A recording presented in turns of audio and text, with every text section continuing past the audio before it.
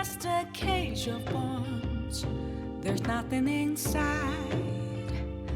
Will it always be burning down the walls? Is there a way for me to break? I'm a sharpshooter at Post Masquerade. I'm in both face and mind, all free for you to throw. I'm a shapeshifter. Alright, let's just get to it. Maybe. There it is. Also, I got up to get one drink, and the VTuber's like, "You're gone. That means I'm turning off my audio lip sync." Literally what it sounds like, I swear to God. Alright. I'm not gonna play for too long today. I just don't feel like it. I'm kind of in a mood. Although that might change. You never know. I am drinking a strawberry mango ghost. Oh, sorry, it's called Banjo? Strawberry mango. Something tastes like...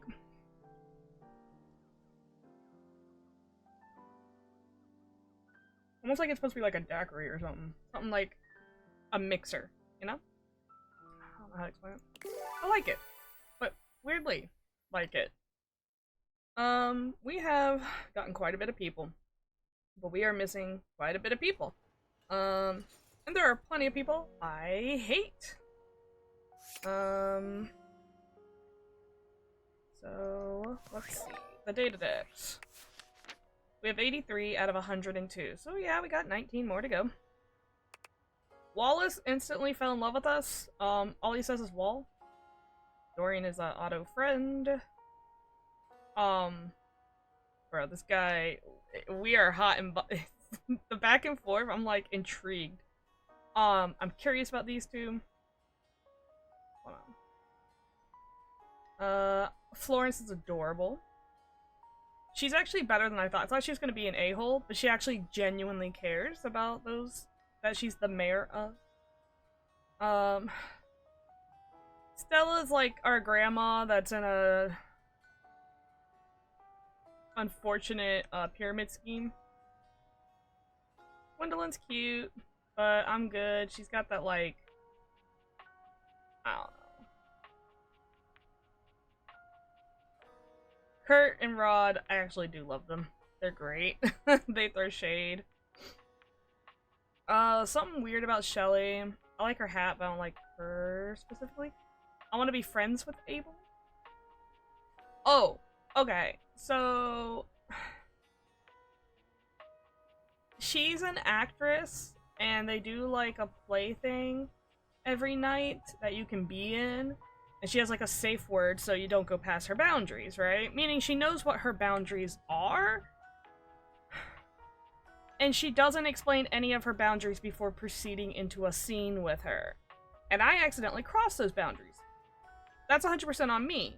But she like tosses my ass on the floor in the process, right? Had she just mentioned that one of her boundaries was don't get physical, would have never happened. So it's kind of like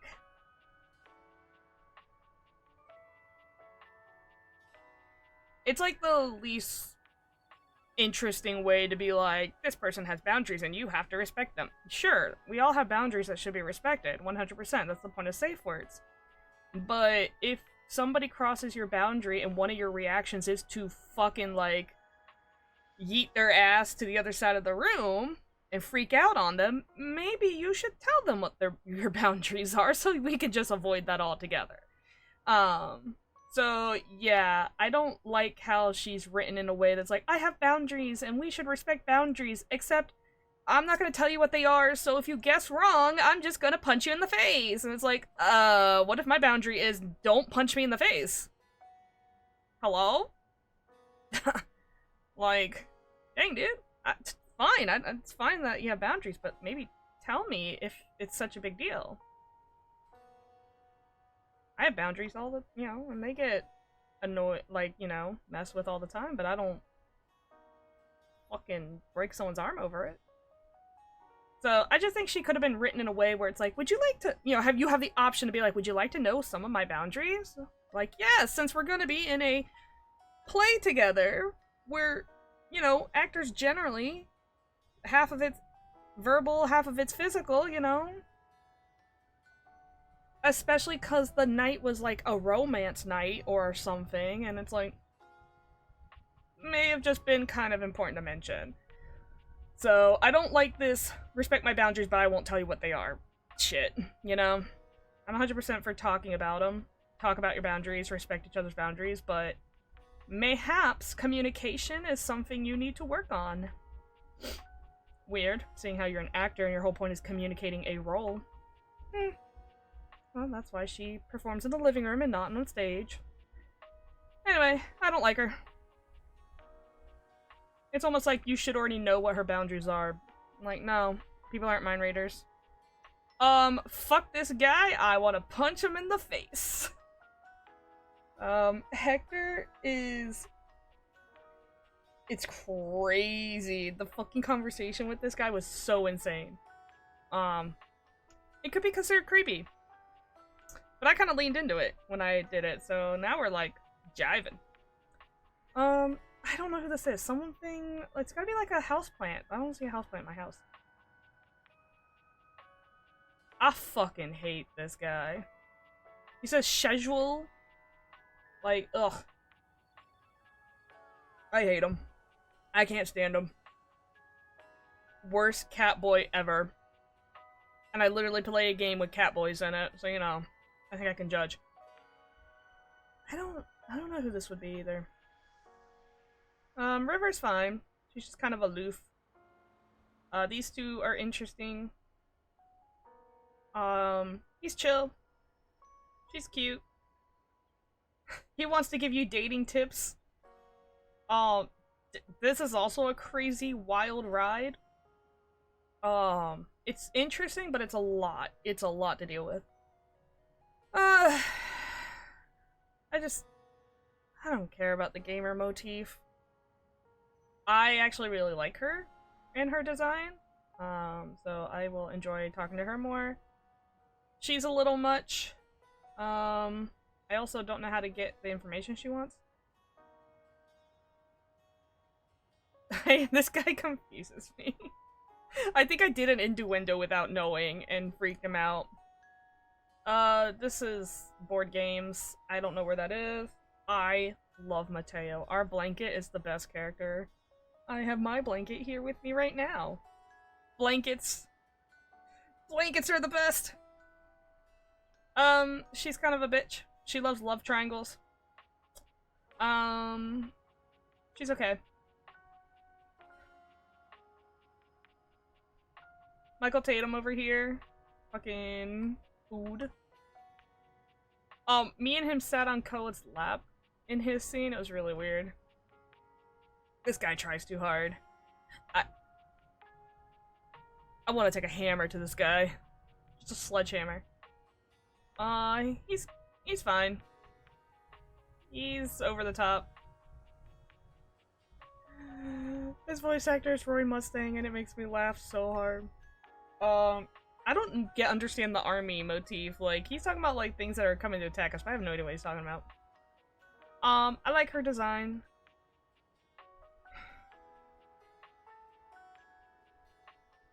What if there's a huge payoff with this character? I never want to talk to this guy again, but what if there is? Dice Gray won't talk to me, and I've confirmed it is a glitch. This guy's a little freak. I want to know. I'm intrigued, but it's also like, I'm not genuinely wanting to date this guy, but I'm intrigued about how much of a little freak he is. He literally was like getting off on me telling him my fried food sins. Or my greasy food sins. He's a little freak. He also is the voice actor of Gara, right? Yeah. He nasty. I'm intrigued. I want to know more. Not because I want to date him, but because I want to know how disgusting he gets. Or how much of a little dirty boy he is. I'm gonna stop saying that now. She's cute. Total asshole. don't know. Ceiling fan? Blender? I have no idea. The fucking toilet. To be fair, he had some fat beats. The shower. Oh, I hate her.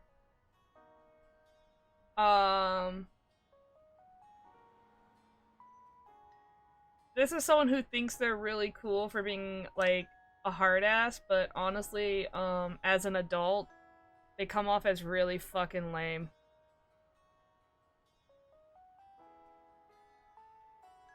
They think calling you a poser is an insult, and I'm just like, bruh. I don't really care what you think, that's the problem. You act like that hurt my fifis. Yeah, I don't actually give a shit. If, like, your first reaction to me existing is, you're a poser, I'm like, yeah, okay, cool, buddy. I have no value. Your opinion has no value to me, so why do I give a shit? Sweet Little Bean, Barry Styles. Terrell's really cool, too. Like, these are just really nice people. Over the top. Do not like. Oh, I love Dasha. There's a part where you can ask her to lift you up and she does. I love Dasha. Jerry, like any other guy named Jerry, is a fucking... ugh. Bore. Loser. Lame. Penelope, on the other hand, very cute. Although she seems to be stuck in her old-fashioned ways. I like Mac. They are actually interesting. I want to talk to them more. I don't know what that's supposed to be. You can write smut with lyric. It's funny. I talk to, like, Ice? Matt Mercer. The G&G guy. She's over the top.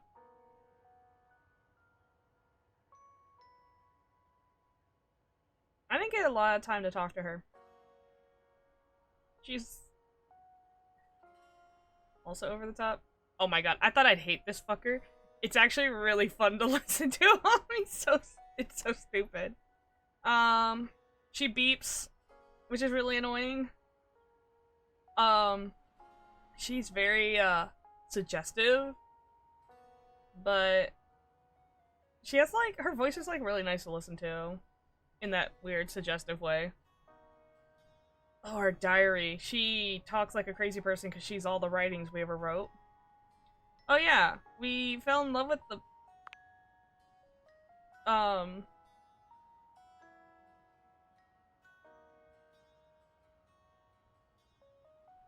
virus? The glitch? Likes us, dislikes us. We can bring them to life. We got to choose what type of relationship. Oh god, the sex toys. Oops. Yeah, I haven't met this character. This has gotta be like some anime girl. The teddy bear. Oh my god, the Hanks! They're the hangers. What? I'm not clicking on. Wash machine. Stop. I'm interested in these two just because they're not a pair, but you talk to them when together, so that's interesting. Also, I have a feeling if you try to date Derek, Harper will kill you. Not interested at all in the Tide Pods. Hoove is pretty cool. Bobby Pin's pretty cool. Kristoff, I didn't realize what his junk was. Holy crap. Troy Baker. Oh yeah. There's like a fucking funny part, but I forgot what it was. Not interested. Way too over the top. I'm good. That's the same voice actor as Sonic, Chris Redfield, and Ezio Auditore, and it's really funny to me. It's just really funny. Also, you know, he's like a construction worker. I'm working here, and it's really funny. Stop it. The boxes. Okay. We have to find a key to get into the locked door, so I'm assuming this might be the key. Maybe like a VCR or a cassette tape? This is like a mouse or something. I don't know what this is. There's also keys here. I don't know. Obviously there's gonna be stuff by the locked door, so I'm assuming this might be them. Cobwebs? Maybe not. I don't know. We met the decorations, so I figure this is someone similar. We already met Shadows, so this would be Smoke? Maybe?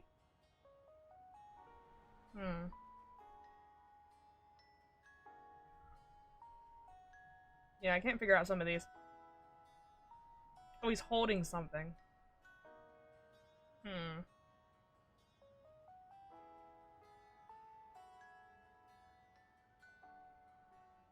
Oh no.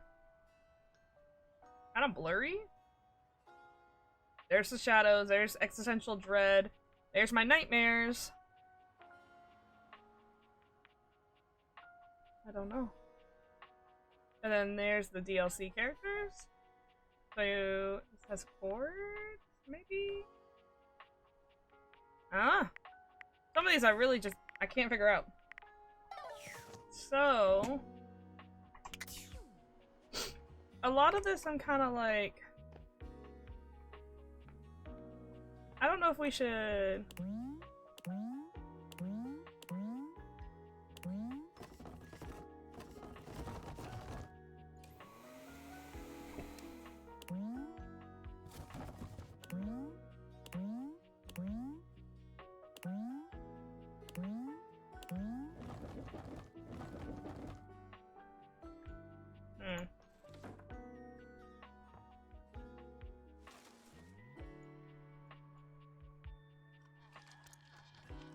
I love how you can individually.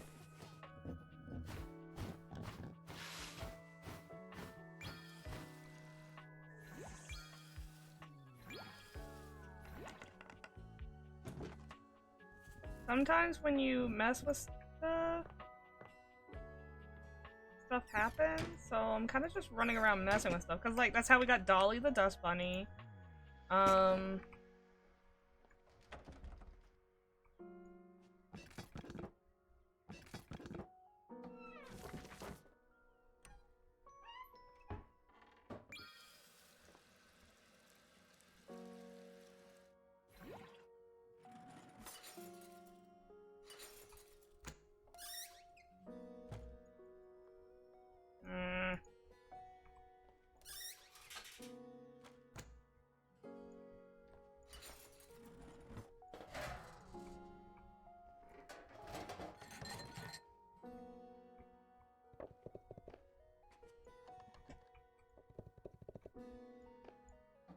I don't know what I'm looking for.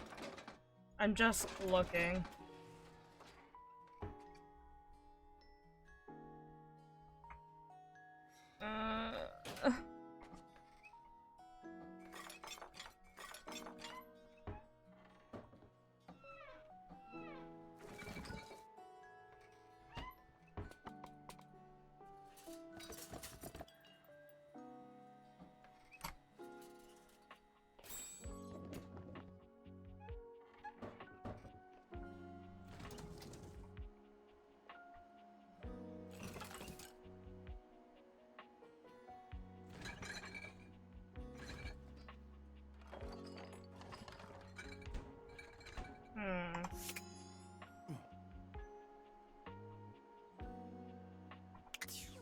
I don't know if the ice was different.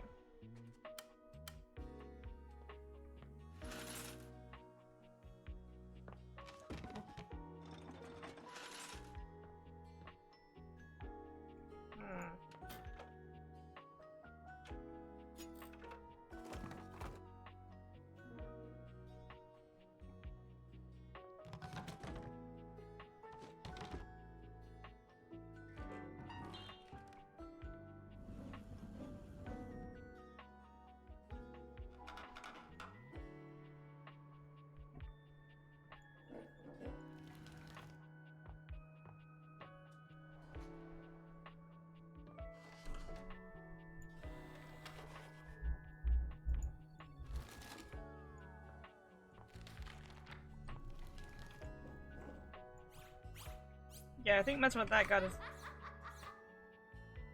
What?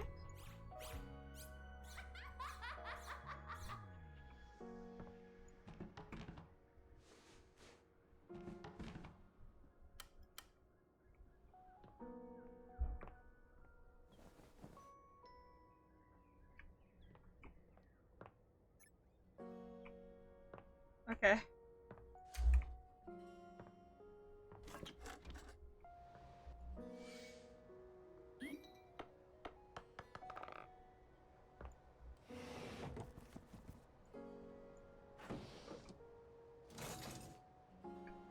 Mm.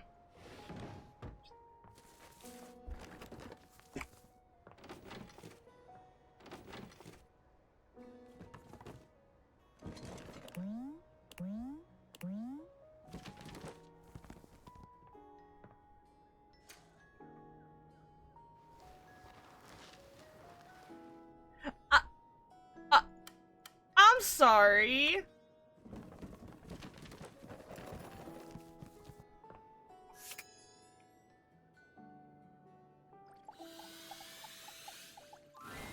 Dorian is less clothed than the last time you saw him. But when your eyes meet, he doesn't seem the slightest bit embarrassed.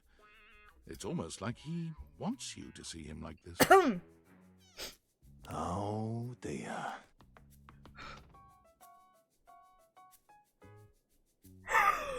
Oh. You've caught me in my horizontal state. Is that what we're calling it now? I try to stay hidden under the rug because this isn't a part of myself that should be out in the open. Yeah? But even us doors have to cut loose from time to time. Notice how his pants are unlatched.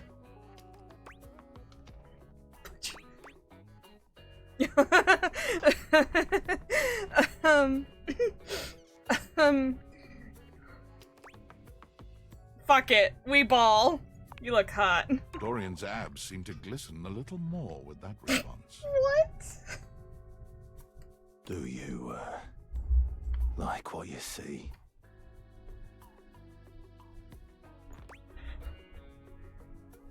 I do. Well, you should.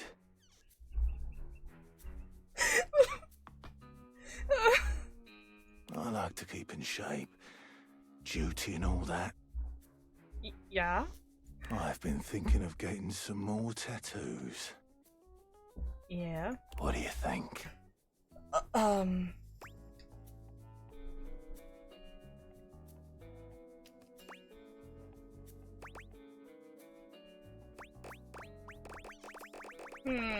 There's just gonna be a bunch of doors. I think you look good as you are.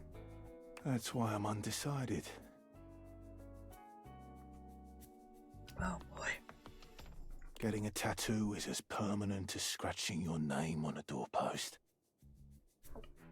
I'll scratch my name on your doorpost. That's why I tend to stick to door-themed tattoos. Yeah, makes sense. Can't go wrong with that.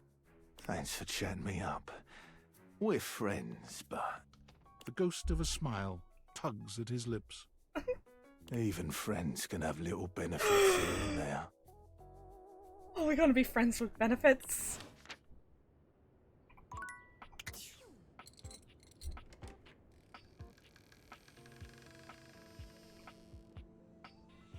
Oh! Enter the crawl space?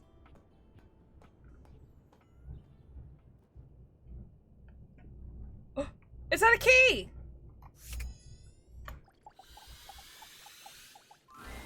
You're not sure what you expected to find in the crawl space, but it certainly wasn't this well-dressed, regal figure. He seems quite stunned by your arrival, but the moment you liberate him from his underground prison, he comes alive with joy and gratitude. Ah, fresh air. It has been far too long. Thank you.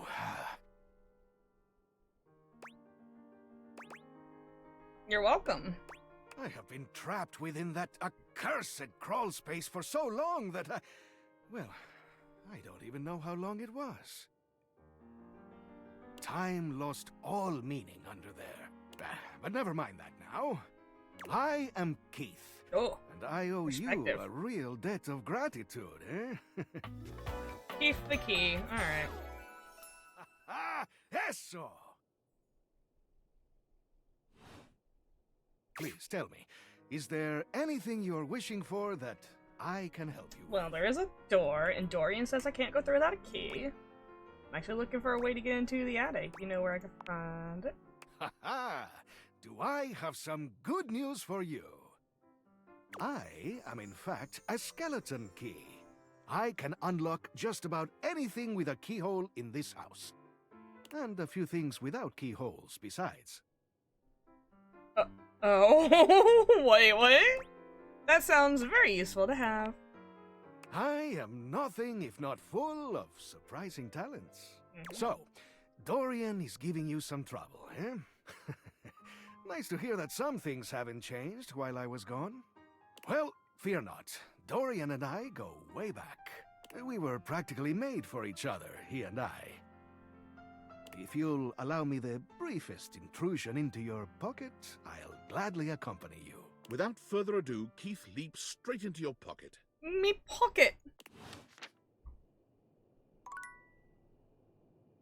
Yeah? Okay, we're making like a whole show of it.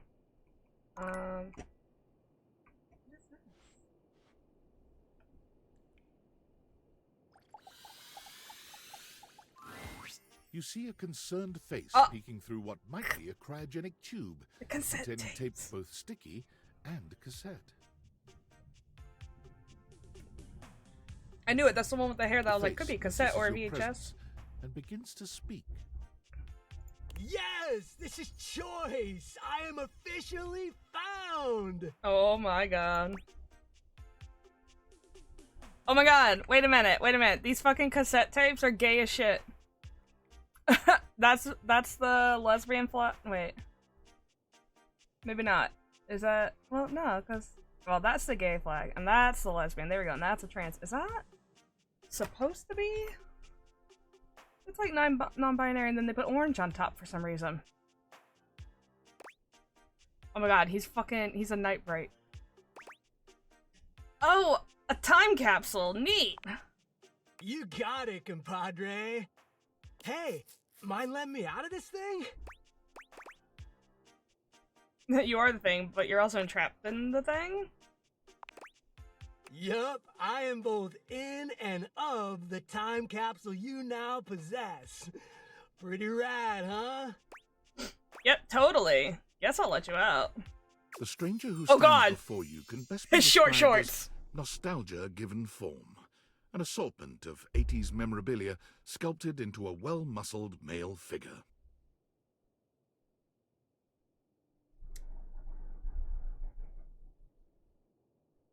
Oh no! It's not the lesbian flag. That's the, ace? Was that the lesbian flag?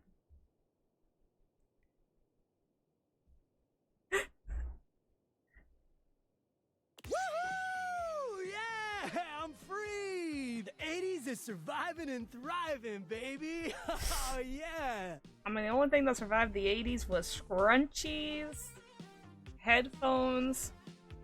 The Rubik's Cube is still around, believe it or not. They're still making these, actually.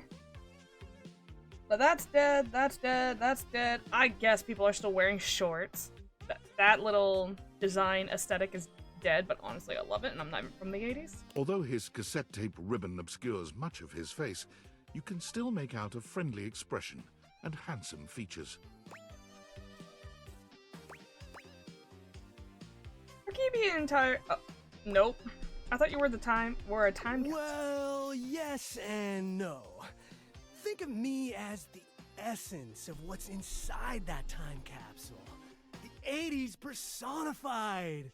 He Nice. pulls an electric guitar from somewhere, playing a very loud and intense note as he strikes a pose.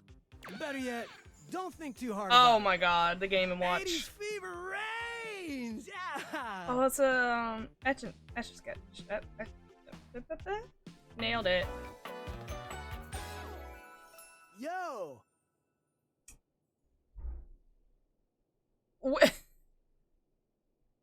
High Windbreaker. I hate the Windbreaker material.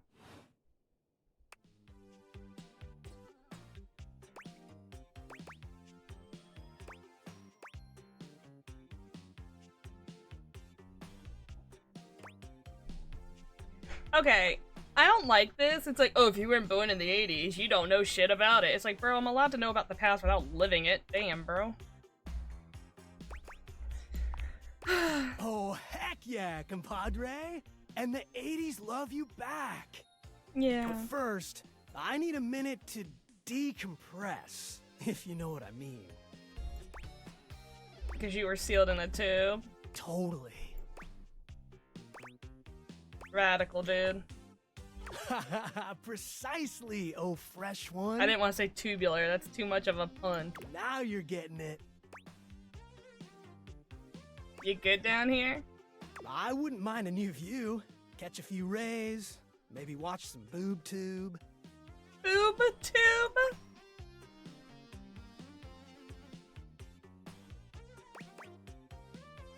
There's a lot of tube talk in the 80s, huh? Huh.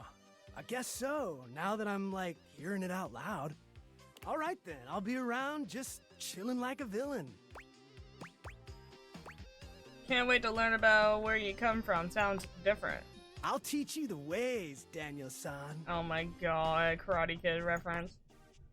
You got it, Mr. Skayagi. Is that how you say it? I never actually saw Karate Kid. I just know references. Oh, look at you, acing the class already. Yeah, I'm not a You are gonna moron. Be a bodacious student, I can tell. Audacious, I forgot about that word. Okie dokie, Smokey. Just gonna shut the peepers and recuperate. Talk to you later. Alright. There we go. Mousetrap. An unholy Oh. amalgam of rat and trap stands before you. Fucking He hell. regards you as you do him, with surprise and disgust. He holds his hands up to his chest in a distinctly rodent-like gesture, his nose twitching at intervals. Holy frickin' shit! What am I looking at here? Oh my god, is this Danny DeVito? A new face in the crawl space? Are you real or what? Real? Yeah, I mean, What's wrong yes. with you? Nothing. You sure about that? Hello, I'm Vaughn. I'm your rat trap. Bring in your little card. You'll see. Hi, I'm Vaughn. I can't wait to love you or whatever the fuck. I can't wait to love you or whatever the fuck. Such amazing. Yeah, right there. How long have you been down here? Oh, a long time, Pally. A long freaking time. You eyeballing me or something? I can feel your gaze. Lingering.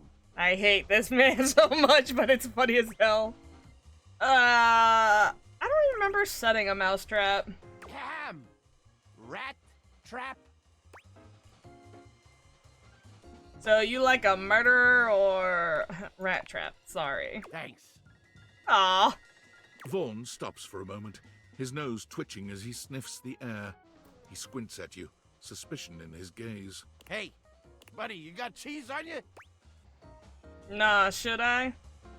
Shouldn't you? Shouldn't you? You come into my crawl space and you got no cheese? This frickin' schmuck? Listen up! You seem like the fancy outside of the crawl space sort. You mean someone who lives a normal life? Yeah. That right?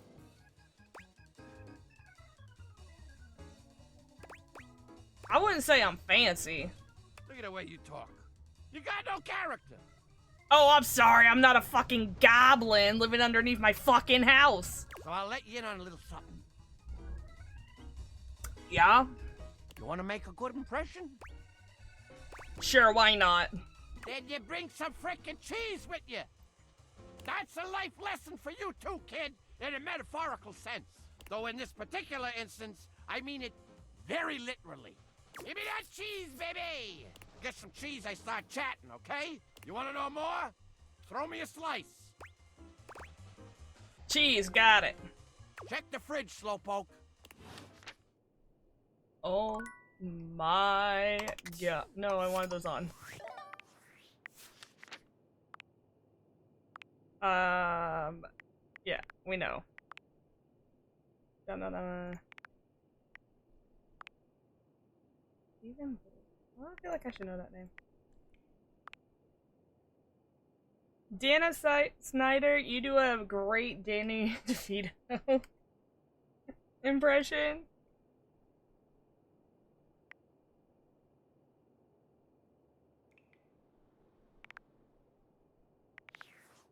Like a young... Oh shit. I didn't mean to talk to her. Hey, how's your day going? Forging some new relates? That's short for relationships. Yeah, I am not an I idiot. think about this stuff a lot. It's going okay, I guess. Okay's better than awful. How about a nice menu? I have lots of different ones, all different styles. Here's the main one. Welcome! What can I do for you in my main menu?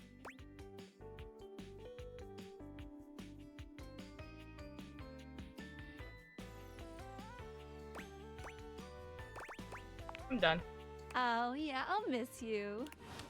I didn't actually want to talk to her. She's like the glasses. No, I don't have. You can. Oh. I clicked on Skylar. I should have. We'll be back. We'll be back for the ladder. I'm hoping it's not Stella. Kinda hate that my dresser glitched out in real life. That's kind of bizarro. We'll talk to Dorian in a minute. Gotta go.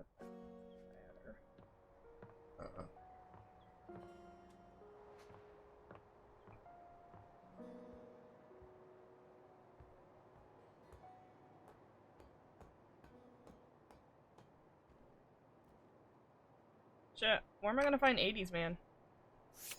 Okay, so it's not. Oh. It's. Y'all, I didn't do that on purpose. I ain't mad, but I didn't do it on purpose. I really thought it was gonna be a different character. Why are you saying "oh" to me like that? There's a warmth in Dorian's dark eyes. Stop. Come back for another glimpse. Mayhaps, but not intentionally. Yeah.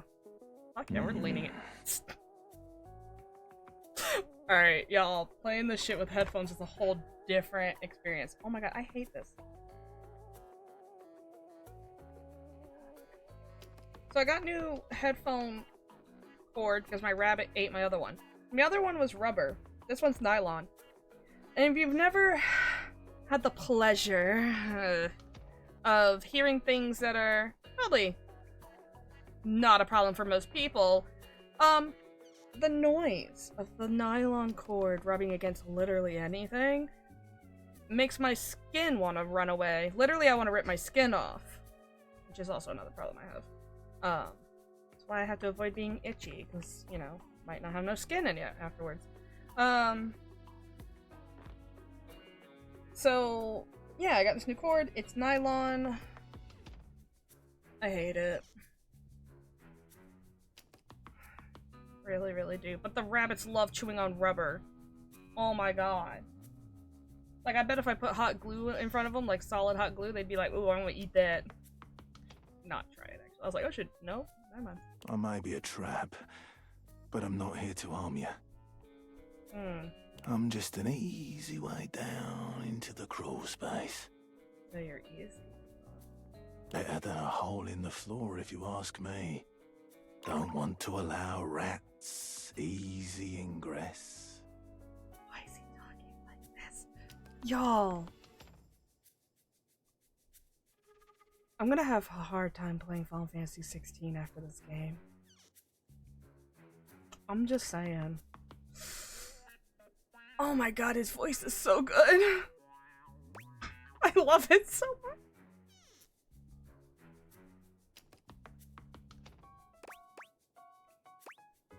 No, don't stop talking. Keep talking. God, just keep talking into my ear holes. It's strange being down here. You know, here is the only place I have to support the full weight of a human. Oh. Don't worry. I can take anything.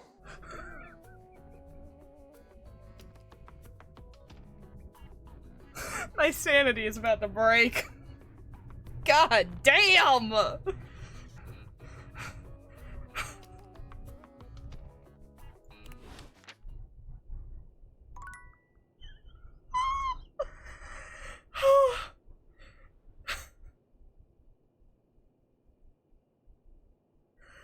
Oh my god! Full of filth. Oh god.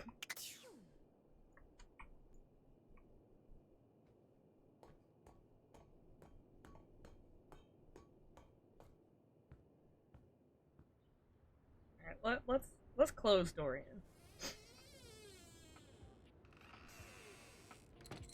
I wonder.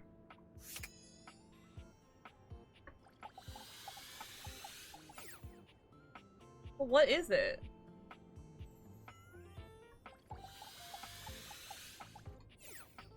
Wait, what?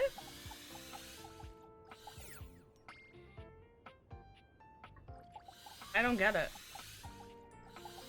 It lights up! Ugh. Whatever.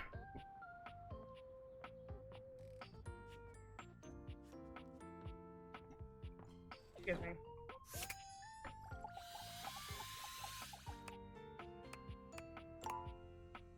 Oh.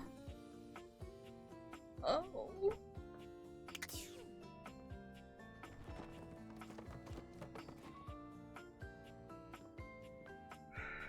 Okay.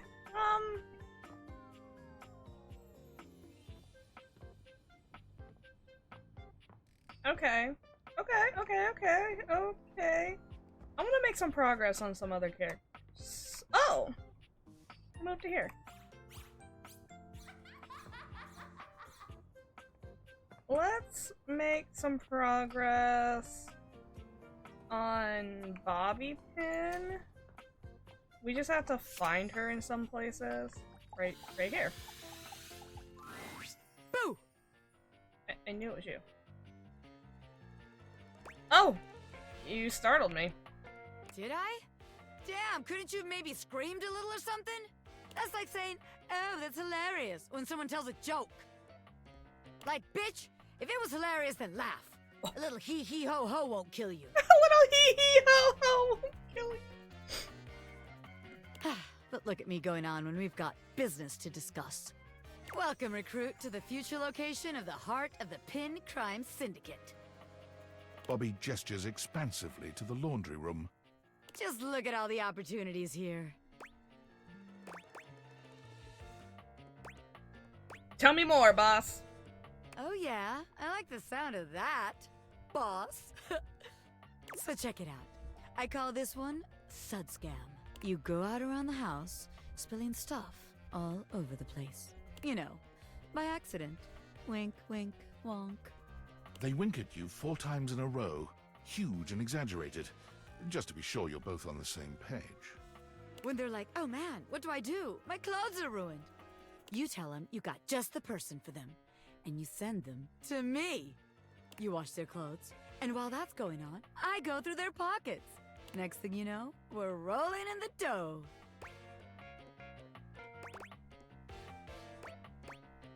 What if they don't have anything in their pockets? Yeah. I guess we aren't all mega-rich gangsters like myself walking around with fat sacks in our pockets. So, maybe there is just one tiny flaw. Alright. Let's see how this one strikes you. I call this one the old switcheroo. People bring us their laundry. We take that laundry and sell it online. Then we replace it with cheaper pieces that fell off the back of the truck. When they say, hey, that's not my clothes, we're like, yeah, it is. I look at you and I'm like, that's what you brought me, right? And you go, yeah, boss, that was it. And we just stare at the customer until they leave. How about it? I'm just not sure we're gonna get much money for...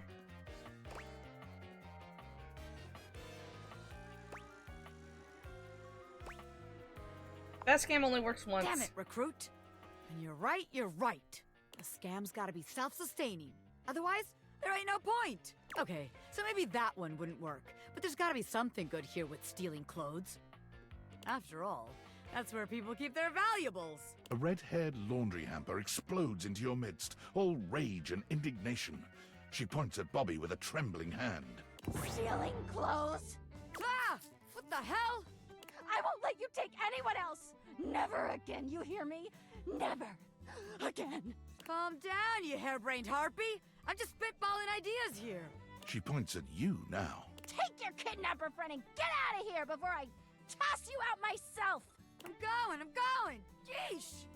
Bobby twists out of her reach, making their way to the door with you. Damn! Bobby Pin can read a room, and I'm reading that the laundry room ain't the place for pin ink. All right then, newbie. Here's your hint for the next place you can find me. I'm a pin of business. A legitimate business pin. You got that? Pin out. Okay.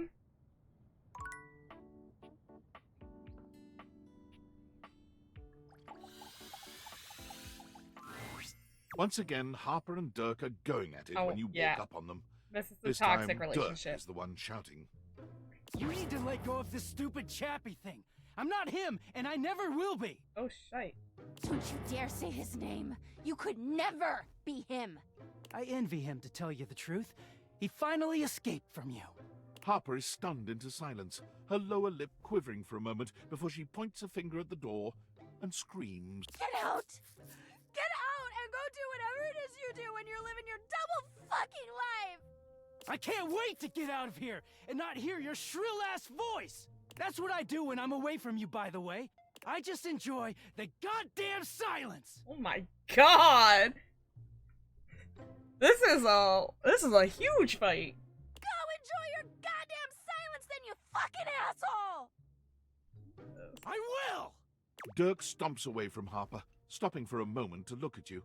He puts a hand on your shoulder, leaning in but still speaking loudly enough for Harper to hear. Get away while you can, buddy. Don't let her get her claws into you. Trust me on that. He walks away, flinching as Harper lets out a frustrated scream. The moment he's gone, Harper exhales, turning on a bright smile for you. I'm so sorry you had to hear that. Durkee just gets so grumpy sometimes. You're controlling.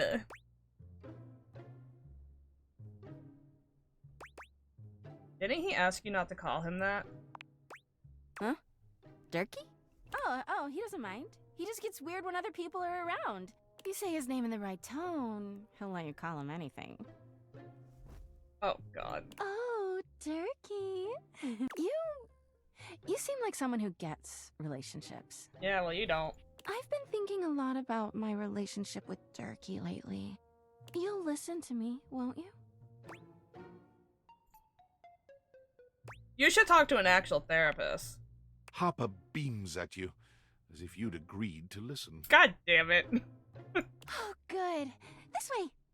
Harper grabs your hand, dragging you over to a quiet corner of the room, overturning a box to allow you to sit. She lies on the floor, as if she were at an actual therapist's office. It all started a few years ago. A lot of things come through this laundry room, you know? You forget a lot of stuff in your pockets, sometimes you find it, sometimes you don't. And this time, you'd forgotten chapstick in your pocket. God, what a stick of chapstick he was. His name was Chappie, and he had the softest lips you can imagine. We spent weeks together. It was a real whirlwind romance. He started talking engagement towards the end, hoping maybe you'd forget a ring-shaped object in your pocket one of these days.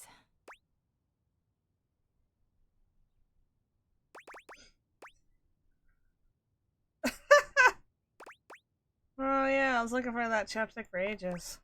Well, you found him again later. But I'm jumping ahead. Chappie had crawled back into the pocket of one of your pants. He liked the dark. It made him feel safe. Harper sniffles, growing silent for a moment. When she speaks, her voice is filled with emotion. And then you washed him. Yeah, you can't wash your chapstick. It gets a little weird after that. Washford and Drysdale brought him back to me. I'll never forget it. Ooh, the dryer is really what kills them. Washing them kind of makes them like weirdly gross, and you just like rub off the top layer and hope for the best. The dryer evaporates the shite out of chapstick. He was melted. Yeah. She lets out a sob. He wasn't the same after that. I tried to keep things going. Harper turns to you, sadness and anger in her eyes. But you threw him away.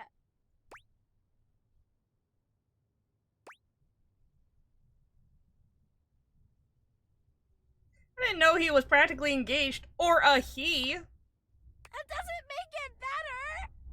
Yeah, it does! Anyway, For me, at least. ever since then, when Durkee gets washed by Washford and Drysdale, he leaves. And when he's up there in your closet, he pretends he doesn't know me. I've gone to see him so many times. I've cried and screamed and practically kicked his door down. God, how did I not hear that? That doesn't sound healthy. Yeah, he is so toxic. Bitch. I know that Durkee is cheating when he's up there. He calls himself Clarence and acts like he's so cool and above everybody else. Tell the truth, Durkee! I know you and those Hanks are getting it whenever you're up there. Oh, leave the Hanks out of it! And he's got a stream of objects coming in and out of that closet. I know it!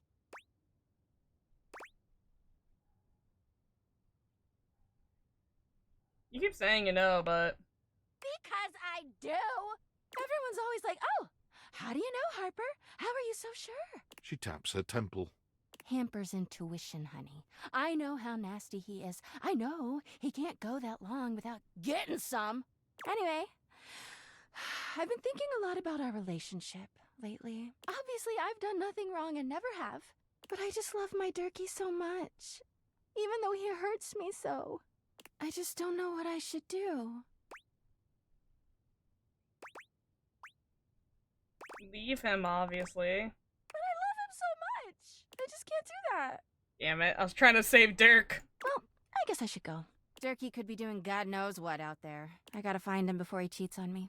She sits up, smiling cheerfully. Thanks for listening. I feel so much better. Bye! Okay, wait. That means there's a clean clothes version of Dirk. If Dirk is the dirty clothes... Find the clean clothes. Oh god, I gotta find the clean clothes. There's no clothes in here. Wait. Where are the clean clothes? Ah! There are none!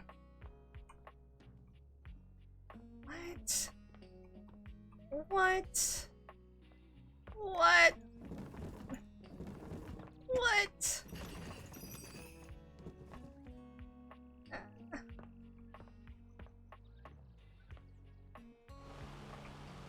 Ah! Oh.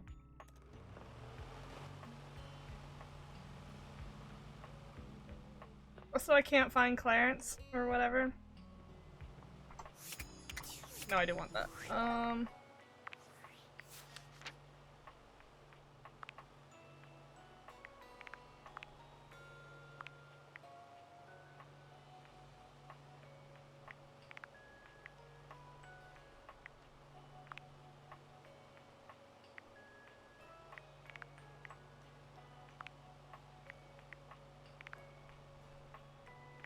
Okay. Excuse me.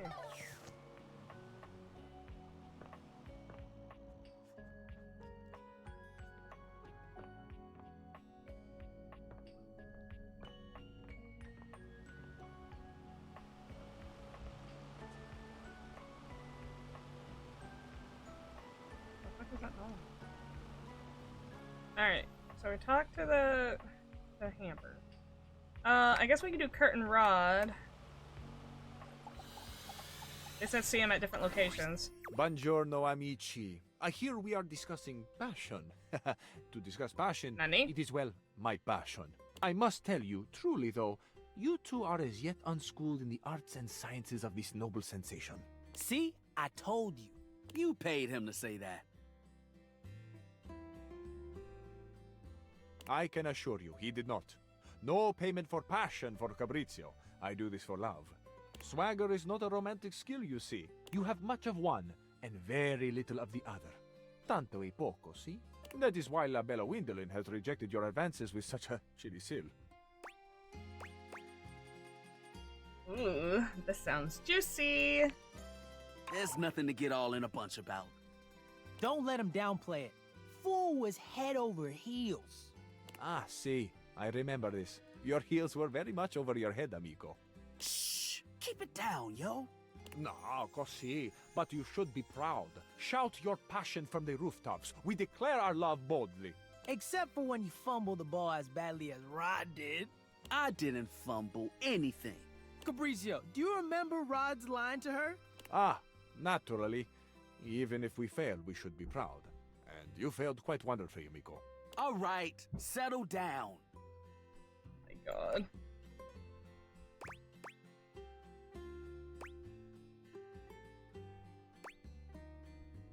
Rod's so slick. I can't imagine him messing up a pickup line.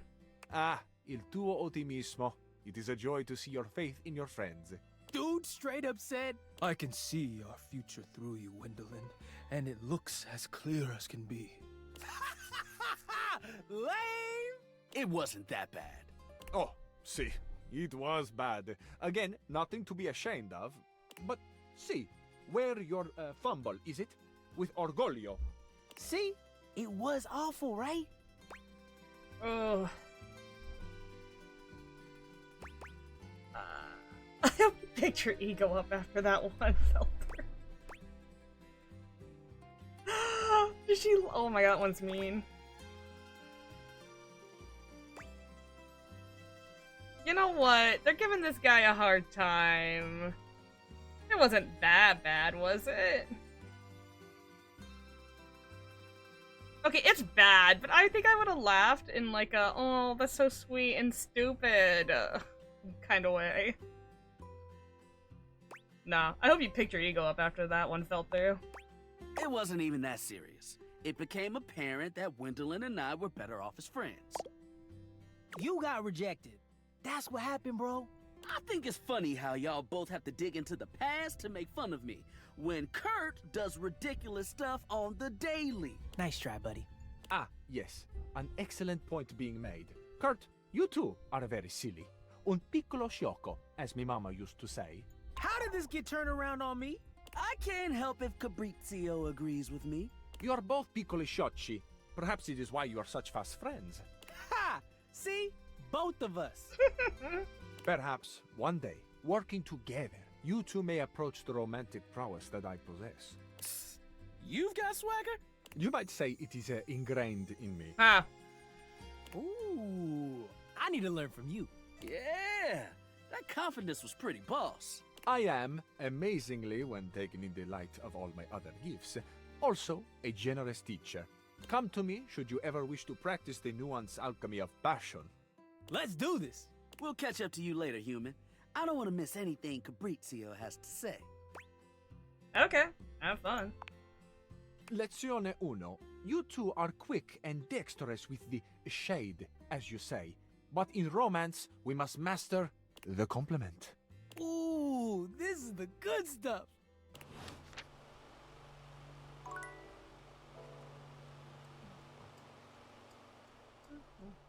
Who do we want to talk to? We got one more left, and then tomorrow we can talk. Let's talk to our friend the blanket. Oh. How do I do? I'm so sorry, Matito. I know how much Davy means to you. Thanks, Betty. And you're sure you haven't seen him in the bedroom anywhere lately? Maybe he fell behind the nightstand, or got stuck in the closet, or something. I can check again, but I haven't seen him since I caught him hiding my pillows last week. Well, you know, it's just because he likes you so much. Oh, is that all? I'll remember that for next time. There is going to be a next time, right? Of course there is, sweetheart. In the meantime, I'll ask around the bedroom and let you know if I hear anything. You're the best. I am the best. I am the best. Wow, that's such an ass thing to say. Still no luck? No, unfortunately. What about you? Were you able to check out the bathroom? Any sign of Davy? I found this. What did I find? Oh. That's one of Davy's threads! Oh. And you found it in the bathroom? I caught it on something next to that. A python! Look at you! What a beauty! Leave it to Davy to be wandering around just making friends this whole time. Welcome to the rescue, little guy. What should we call you, hmm? What do you think?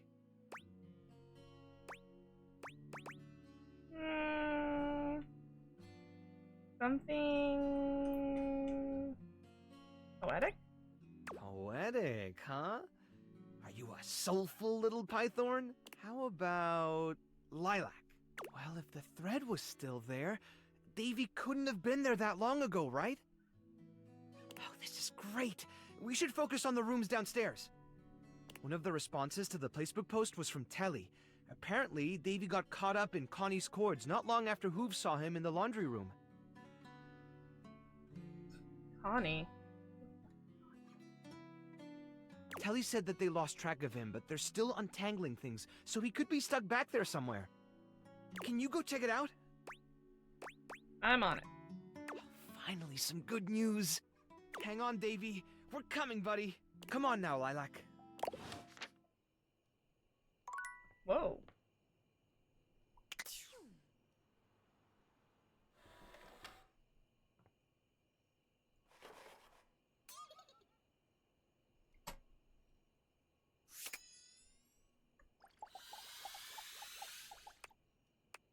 Oh.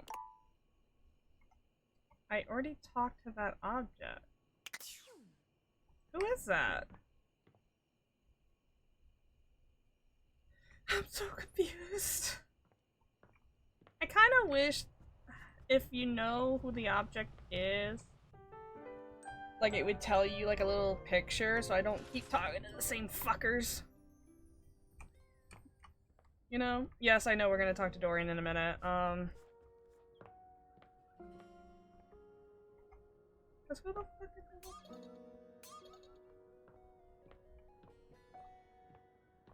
Fuck it.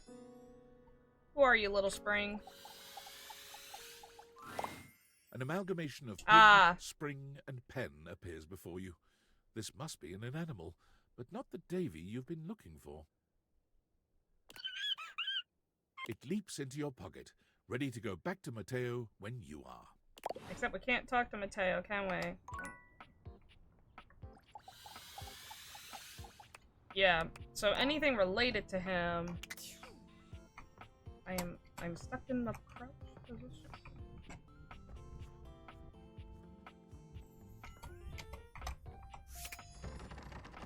Let me in. Dorian looms over you, arms crossed over his broad chest. Bro, we were showing... He seems almost smug about blocking your way today. That's interesting, because we were, like, having a moment the other day. Hello, mate. Let me give you a tip. When you see me with my arms crossed like this, it means you're not getting through. Oh, really? What might it take to uncross them, I wonder? Keith? Is it really you? Hello, old friend. It is me, all right. Where on earth have you been? I've been tucked away with my thoughts, you might say. I never knew why you left. I am so sorry I never said goodbye. I never had the chance. Well, I've missed you. Adorable. I've missed you too, dearest Dorian. Oh my god, get a room! And in fact, let me into the next one so you can have this one. And I am back to stay. Now, come here and give me a hug, won't you? I could never resist you. Or? Dorian and Keith curl their arms around each other, fitting together as perfectly as, well, a key and a lock. And just like that, door is open. You two seem like lovers. We've tried that. Indeed. It did not really work out. I prefer to cherish the fact that it led to our friendship. Quite so.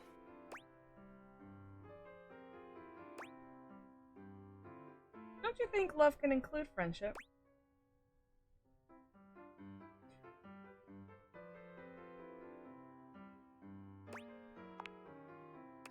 Maybe so, but it can also complicate it mightily. Call me closed off, but love tends to get messy. For us, friendship is the way to go.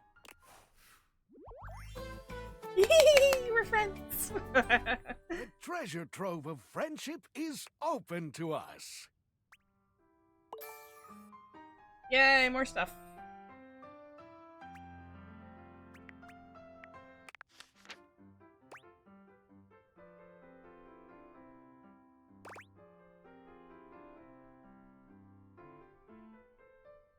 I hope someday I can open you up like that, Dorian. Maybe you can.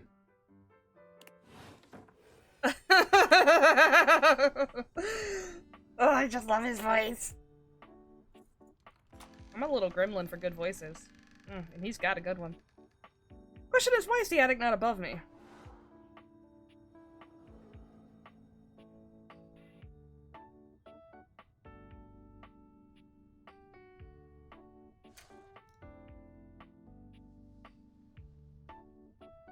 Thanks, Dorian.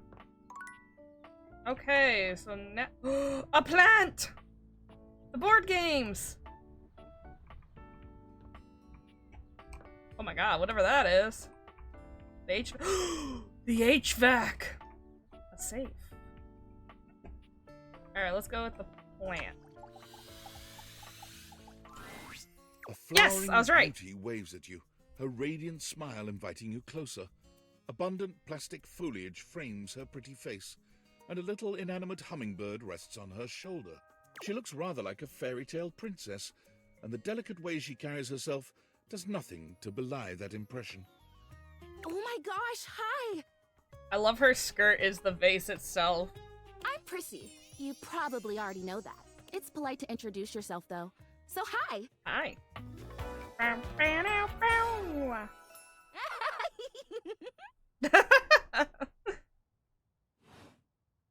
This is so funny that you're standing there. Yeah? Funny haha or funny weird? Wow.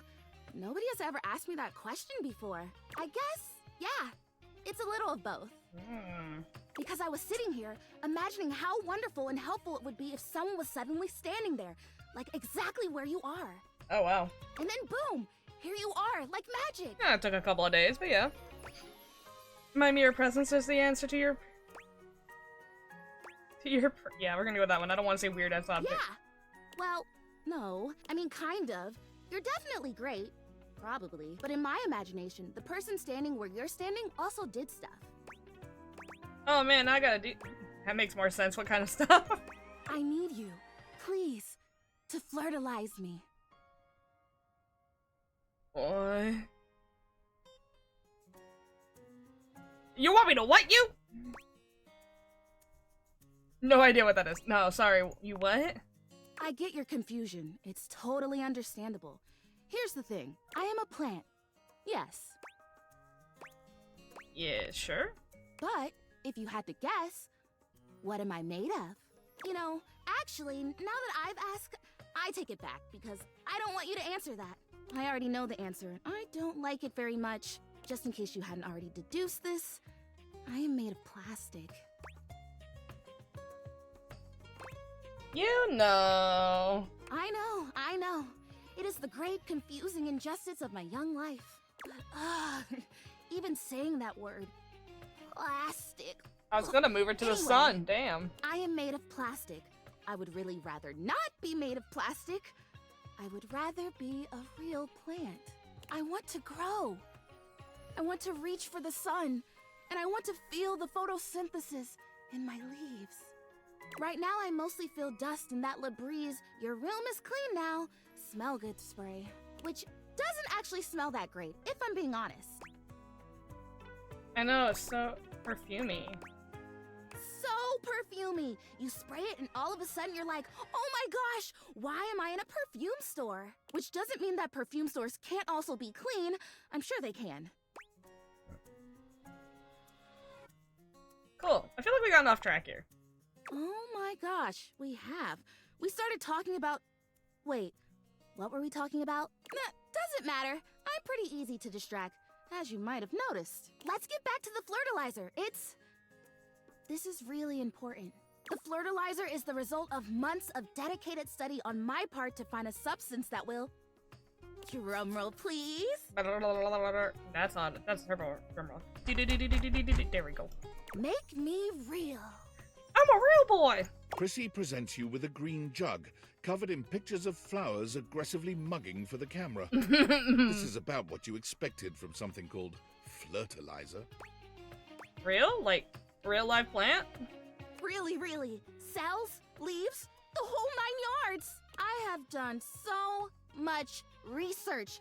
I can't even tell you.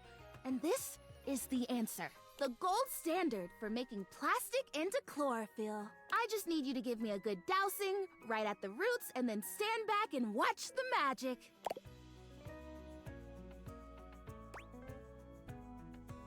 No way, really? That is very cool and exciting. That's exactly what I said when I discovered it. I mean, those exact words. That's weird. We're so in sync. This is awesome. So you'll do it. Flirtalize me? Of course I will. Yes! Oh my gosh! This is the most exciting day ever! I'm ready. So it says on the directions... Prissy reads off the back of the container of Flirtalizer. Douse liberally and with abandon, no such thing as too much. Couple each dose with a body wiggle or the recitation of a favorite herb for added potency.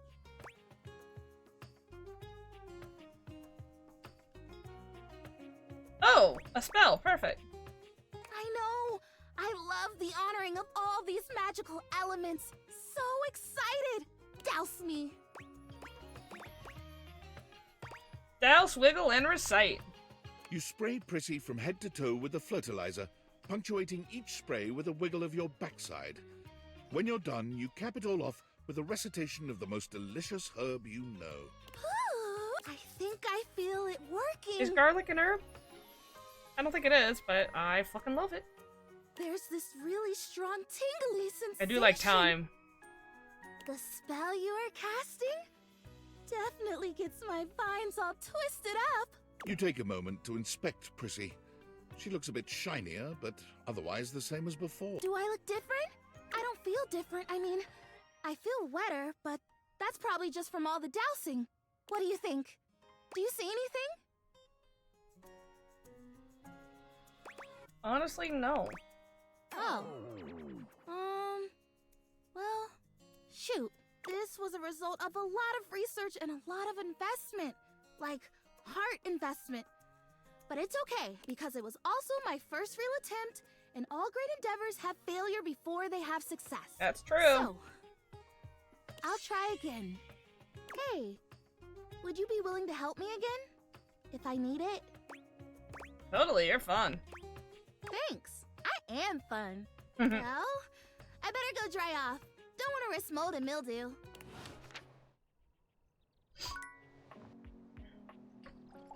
Alright, board games. A colourfully dressed board gamer beams at you. But even though his expression is ostensibly friendly, something about his energy is a little off.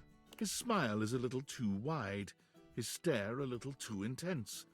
You feel rather like a mouse that's just been spotted by a bored house cat.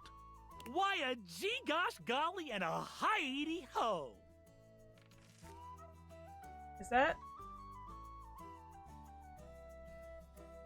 Oh, I know exactly who that is. Oh, Brendan Mulligan. I'm Parker, the board games, and away we go! Da-da-da. Yep, yep, that is definitely him. Oh my god, that laugh.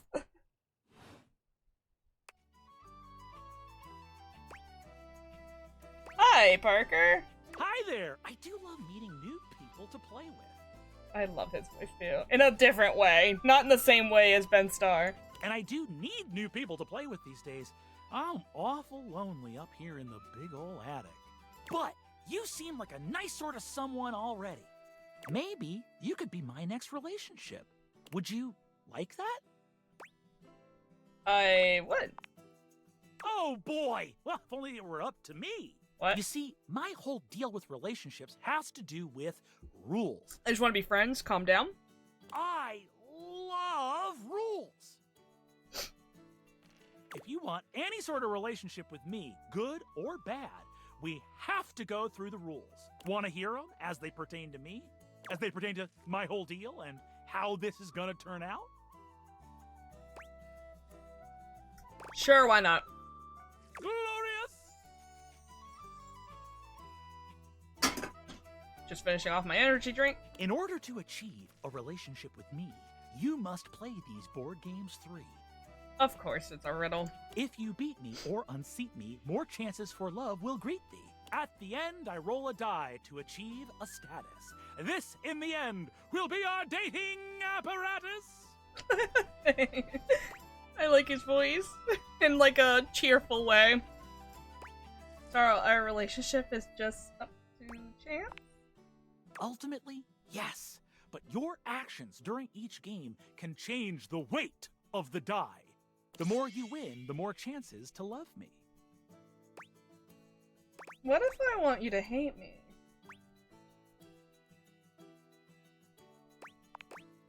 Then lose, silly.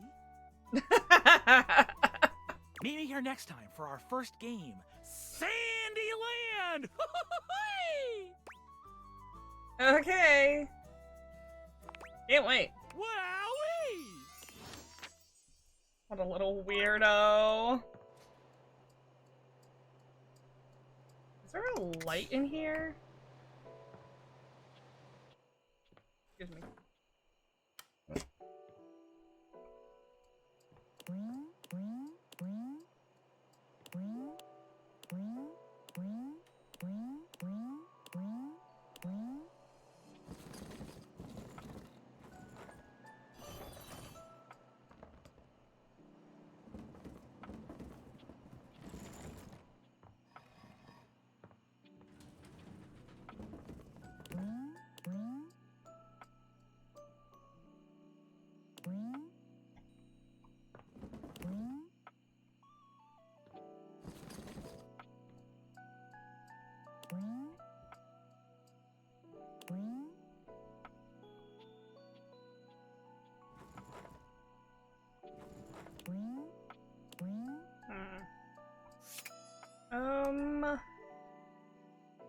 Let's go with this. I don't think it's a mirror. I think it's a picture frame. A marble Aha! Adonis I knew it was regards you with a related. critical gaze, completely unembarrassed to be wearing so little in your presence. He gestures to the room around you, wrinkling his sculpted nose. One thing about sculptures from the classical era, and I do have some, not authority, but some knowledge of this, given my field of study. Yeah, they were nude because they were not ashamed of the human form as we are now. That is very, a Christian Catholic, creation. The Greeks started with the human form being perfect. They thought it could show perfection. The perfect height, or proportions rather, was you were 8 heads tall. And the Romans loved the Greeks, so they copied them, of course. But instead of using bronze, a material that could withstand the weird curvature of a human, and overhang without breaking, they used marble. Which is why there's a lot of stuff that is, like, behind it, connecting to support its weight. Still nude. Because we love the Greek classical era. And, classical art was really vitalized in the... well... trying to think when. Oh, definitely in the 1800s in America, if you see any old Capitol buildings with big pillars, that is due to our love for classical art and architecture. We love to copy the dead and think we're better than everyone else for doing so. So the giant pillars in the Capitol buildings is because our love for Greek classical architecture, which was copied to the Romans and to Europe after that with the Catholic, well, not so much Catholic, but it was revitalized, especially with the Renaissance. But yeah, classicism. Classicism? I don't know if that's the actual proper word. But yes, we sure do love revitalizing the age of naked men and giant pillars. Almost like we're compensating for something or something. Don't know. Not beating those allegations though. That's all I'm gonna say. One of the first museums I ever went to as a kid, and I've been there twice, is in Virginia. I think Norfolk. One of those cities. If you don't know anything about Norfolk, or Tidewater I rather should say, Portsmouth, Chesapeake, Tidewater, Hampton Roads, Suffolk, Virginia Beach, Newport News are cities that are all in that area next to each other. Literally, I could walk to Chesapeake and not know the difference without looking up at the sign. It was on an overpass. There literally was no difference between the two areas. And I could walk to Suffolk. I lived in Portsmouth. I think it's in Norfolk though, because it was on the river. Norfolk has the largest naval base. Anyways, the first museum, it was like a weird I don't know. It had science stuff and art stuff. But you walk up the center stairs in the first room, and you walk to the second floor in the center stairs, and right in the middle, what a veranda, right? Where the stairs like split and go two different directions, and there's that little flat space. Don't know. But you know, a Greek classical inspired sculpture. So, my sweet little baby elementary school brain got their first dose of classical art in that museum while walking up, and this man's crotch was at my face height. So, I will never forget that classical, Greek classical, Roman classical, whatever, is all very naked people centric. And, did you know that the Romans were like less than 5 foot tall?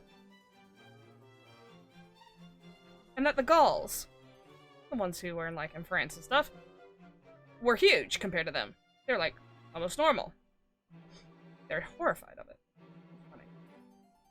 Well, I could go on and on about this, about how like Hadrian made a wall and also had a young boy lover who drowned in a river in Egypt or some shit.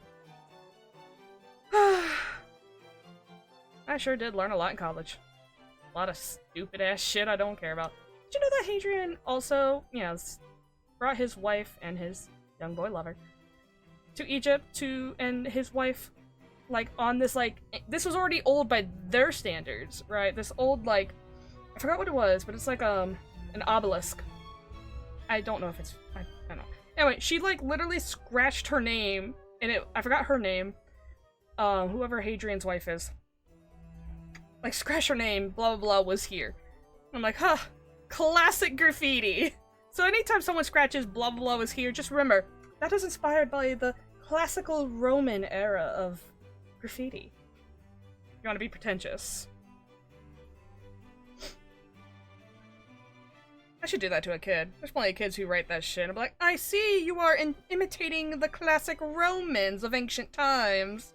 How very astute. Oh god.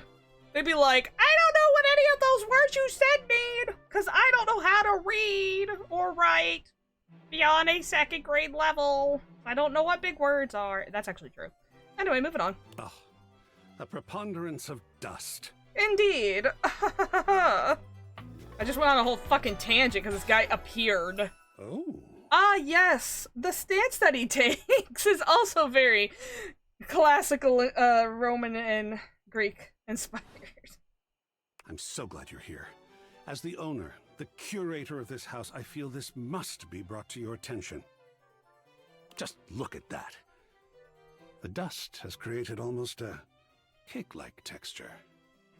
Makes it next to impossible to divine any detail or subtlety the piece may possess. Did you know that the Catholic Church has a bunch of marble penises because they chipped them off and put leaves up instead? Because they were so ashamed. But they couldn't deface the entire body, just the parts that makes them feel a little weird on the inside.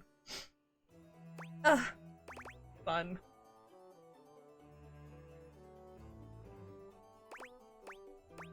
Oh, I see it. Heinous, truly unforgivable. Oh, well, it's not as bad as all that.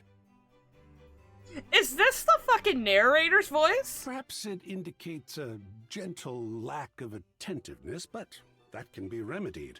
It's not like it's a red wine stain or sun bleaching, or, and may we be preserved from such, a child with a new box of markers. Dust is entry level. But even so, we must remain vigilant. Conservation has certainly entered a lowered state of late, but there is always hope. I am forever an optimist. And a pessimist, actually. Oh, and a nihilist. You are just all sorts of things, aren't you, buddy? What aren't you? What an interesting way to pose that question. Like looking at the negative instead of the photograph itself. But in this case, it doesn't really apply. I could say I am not nothing, but I am also nothing. Fun fact. Hadrian is actually the one who made curly hair for the Roman emperors popular. And beards. The Romans were actually clean-shaven until Hadrian. He sported the curly hair and beard. You know what my Roman art history was about? Is it Hadrian? Yes. Yes, it was. And there's some other disgusting facts I learned about what women did. Quote unquote. Protect their, entrances. Let's just say it involved animal fat, and I'm utterly disgusted thinking about it. I am art. All and sundry, great and small, art. I almost think I have to date this man. I am a towering intellectual achievement of profound psycho-spiritual depth. Yeah, makes I sense. am a wonderfully ridiculous and whimsical court jester to you, the monarch. Yep. I am a passionate, sensual bacchanal. I am a reckless, devil-may-care risk-taker. Yep. He sweeps his arms in a grand gesture, Oh. striking a pose that makes him look like the ancient statues he's modeled after. I am art. Sacred paint. I just love introducing myself. Wasn't that fun? Hell yes. Yes! Oh, your enthusiasm is delicious. I swear if I could eat enthusiasm, I would. I think it would taste like rock candy. Perhaps you'd be enthused about one more thing. It's my next big project. Well, if you're gonna gravel your voice in my ears like that, I am enthused already. I have fully invested myself in the project of turning this house into a gallery. It is by no means required, but for several reasons, I would love your input and assistance. Oh, I love doing input and no actual manual labor. That is like Would my you care to join jam. me? I've never had a co-curator before. I'd love to. Sounds like fun. Yes! Ah! I think so too. He turned into the Venus! Birth of the Venus. It's a painting. I am ashamed to say I do not remember. Is that Michelangelo? Sorry, not good with artist names. Just, you know, eras and all that. A lot of work, perhaps, and it might even become emotional. Be glad I know the title of things, let alone who made them. We just never know what real art is going to bring forth in us, do we? I gotta look it up, I'm stupid. Oh, sacred paint. I love the journey.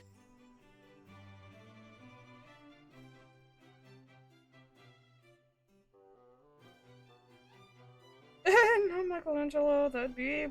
Oh. All right, I'll go prepare. I'll see you back here in a bit, and we shall begin. To be fair, I don't think I've ever heard this man's fucking name. The guy who made The Birth of Venus. Sandro Bazzielli, probably. During the Renaissance. Yeah, facts. Okay.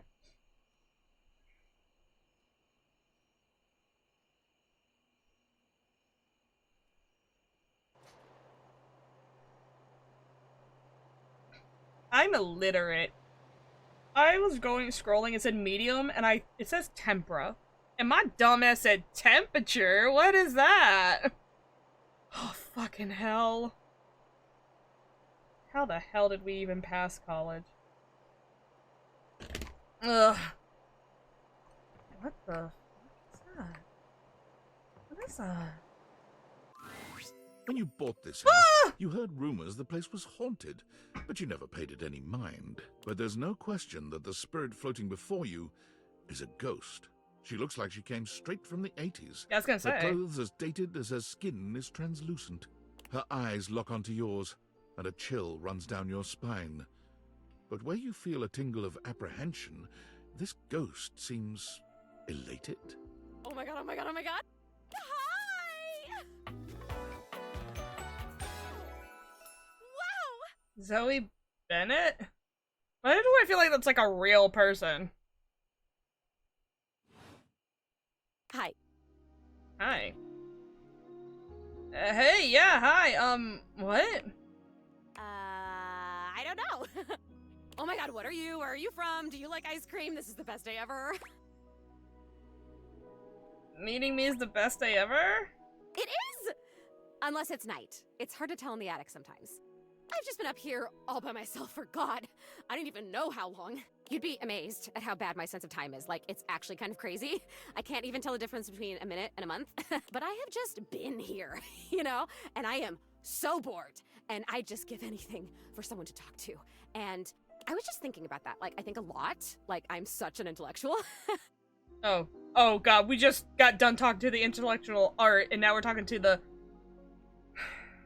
80s ghost who thinks she's real smart. And then here you are. Like, there you were. You might eventually be over there, and that's nuts. Wait, though, what are you? Good question. Let me explain some stuff. Life, as you might know it, is kind of a complicated proposition for me. I don't know if you can tell, I hide it pretty well. Oh my god, I rhymed. Ah, that's amazing. Honestly, it's amazing to even be able to speak because a lot of the time, I can't make sounds, which is weird. And a lot of the time, like most of the time, I think I'm invisible because nobody can see me. And that's super weird because I'm totally real. You know, I mean, I think I am.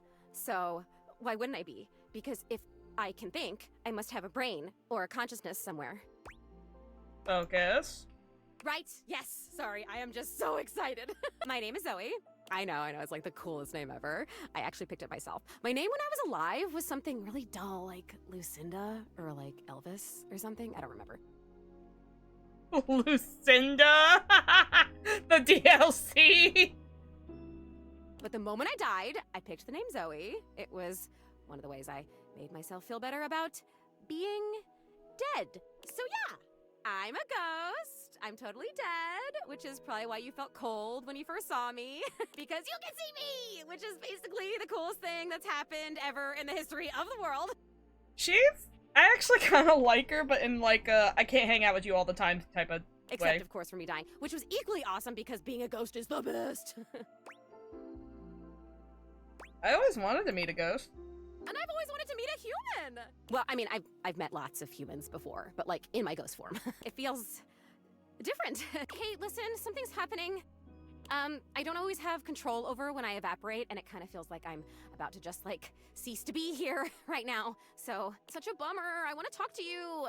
Just, come back and see me again, okay? This is gonna be so cool. No pun intended, because I'm cold. Zoe is already beginning to fade, her voice Aww. growing fainter. Oh, here I go. See you later. That's cool. Ah, sorry. Alright. Let's go to the data decks. Alright, we're at 90. We have 10 left. That's wild. Dorian, you're not new. I feel like I've heard that name before.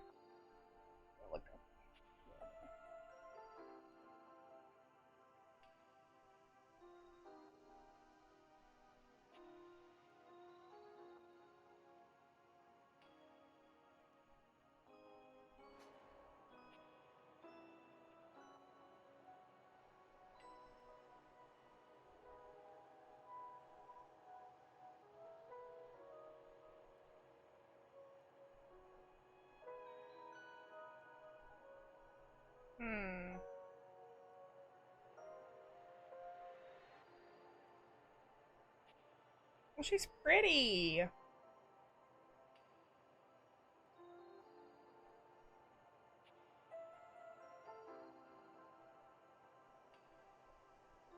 Wait, is this her?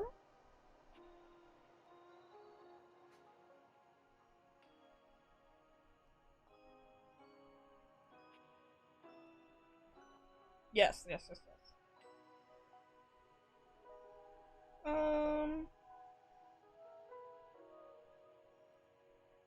She's relatively new, so no, I don't know who she is, but that's okay.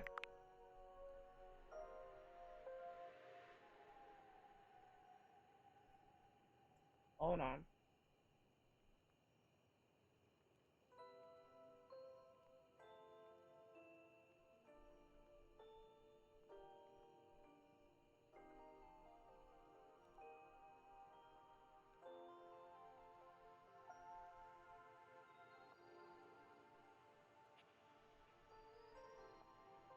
He's a lot of— okay, so this is like mostly a voice director, which might be why I recognize his name in like credits I've seen, maybe?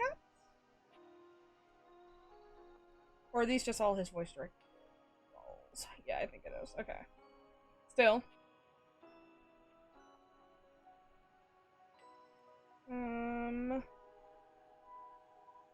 I don't recognize his voice, I'm just recognize his name. Oh! Vadis. Studious Vadis. Oh my god. That's the guy from the beginning, isn't it? It's Horizon Forbidden West. Studious Vadis, and he's like the guy who's like, oh no! I don't want to be here. That can't be him. I gotta figure out who that is. That'd be so funny.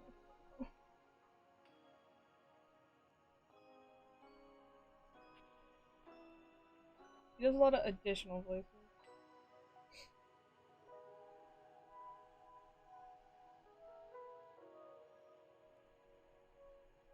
I don't know Mass Effect, but Thane Krios? I don't know who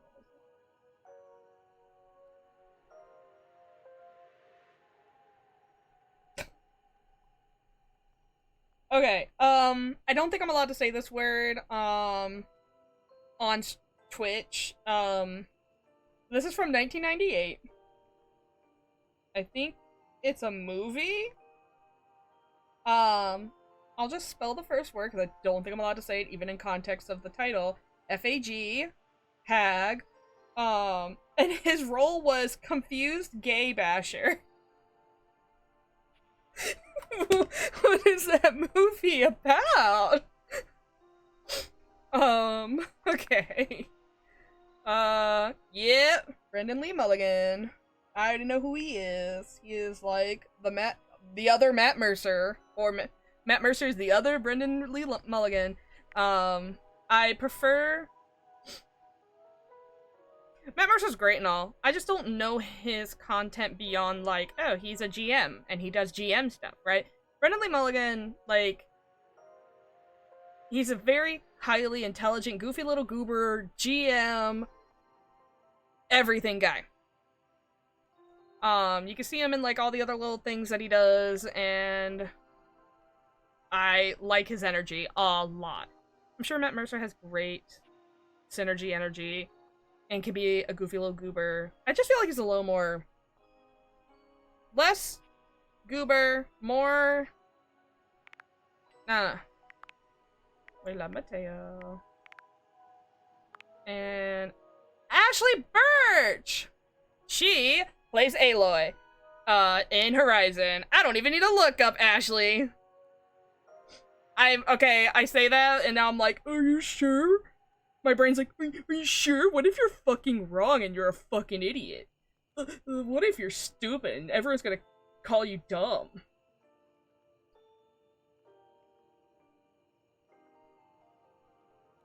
What if you're dumb as shit? And then I'd be like, fuck, you right, I am stupid. Oh my god, I hate this fucking site sometimes. No, I was right. God, I hate it when I'm like 100% like, oh, I know. Oh, I know. And then it's like, the brain is just like, you sure about that? You sure about that? And I'm like, I'm not. I'd shoot myself in the foot if I, you know, if someone was like, if I was like, shooting yourself in the foot is really painful and you shouldn't do it, and then my brain be like, you sure about that? I'd be like, oh, I guess I gotta fucking do it, and then to find out, because I don't know anymore. That is fun. I do like her. I love Horizon. Now, I love Horizon as a story. I love Horizon in the characters. There are some choices that were made in Forbidden West where I'm kind of like, you gave it, you tried too hard for that AAA bloated treatment, right? A lot of collectibles, open world. I mean, the game was always open world like that, and I don't hate that. I actually love that aspect. It works really well for these games because of how many different environments they put in it. But there's just a lot where it's like, oh, you can play the board game. You can collect the board game pieces. You can do the trials in every little major town. You can do... And I'm like, stop! Is it as bloated as, like, the 7 remakes? No. But it's like they were trying, and I was like, don't even try that shit. Get that shit out of here. I think Zero Dawn, the first one, is as bloated as a game should ever get. It was kind of like good. It was good because I think there were collectibles in that game, right? No, there was like really good side quests though. Maybe I'm wrong. I don't know. There's some collectibles where I'm like, yeah, that's a great idea from Forbidden West, which was like collect the baubles. So you can change Vegas's aesthetic, which was so cool. God, I just love that. Okay, so we talked to you, we talked to you, we talked to you. I'm afraid these are just going to be boxes, so let's talk to someone new. I think this is going to be our... You are persistent, aren't you? It is Hector. Hector, we're about to get steamy again, aren't we? I'll be damned if it isn't another quality of yours I admire. It wearies me and saddens me to keep saying no, but no. Please, not here, okay? Meet me somewhere else. Anywhere else. Any of the greats in your home, downstairs from here. Come to any of them, and I will be there. We can talk there, alright? Okay, I hear you. I don't want to force them. A leather-clad dominatrix stares you down, radiating disdain. She looks at you like you're the dirt beneath her feet. Yeah, I could be that dirt. Hello, you pathetic, worthless little wretch. Oh my god. You gonna call me a man thing too? Please tell me this is the same voice actor as, Disgusting, you worm. Oh, it has to be! Has to be! Oh my god, if she's not the same voice actress as, Dimitrescu, what the fuck are we even doing here? I do not recall asking anyone for your presence. Please call me a disgusting little man thing. So indulge me. What gives you the misguided confidence to stand here before me, wasting my time? I'm sorry, I didn't mean to bother you. So submissive so quickly. That's very good, Wretch. You clearly know your place. Yeah. Yes, ma'am. We obviously haven't met before, so I want to be clear. Going forward, you will address me as Mistress, if you wish to continue this conversation. Is that understood, Wretch? Yes, Mistress. Very good.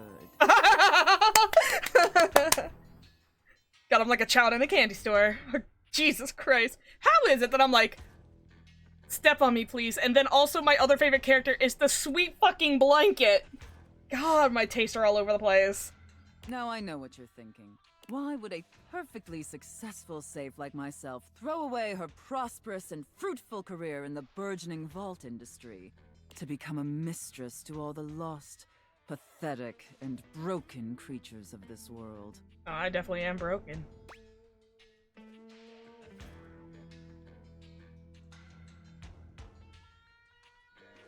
It crossed my mind. Tell me, Wretch, do you know what a safe is good at?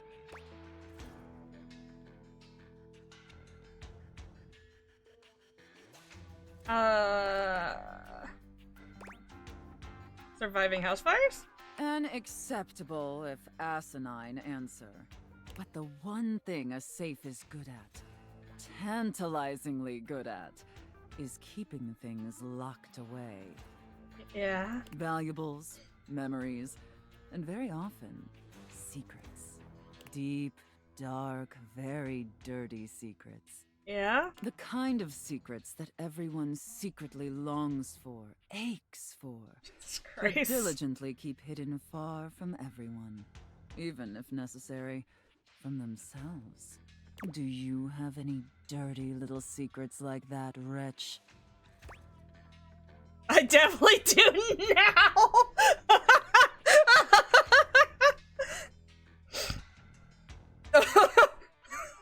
Yeah, I definitely do now. Of course you do.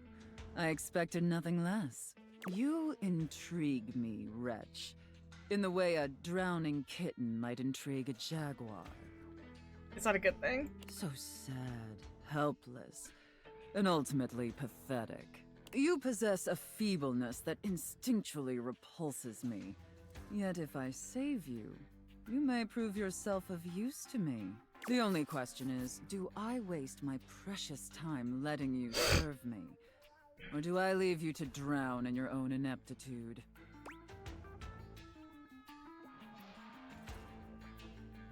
Whatever Mistress wishes. Very good answer. Oh yeah, I know how to do this. All right then, Wretch. Against my better judgment, and because things have been so frightfully boring lately, I'll allow you the opportunity to serve me. You should count yourself extremely lucky. Not everyone is given such an incredible, life-altering opportunity. And rarely do I make this offer to worms as painfully tragic as yourself.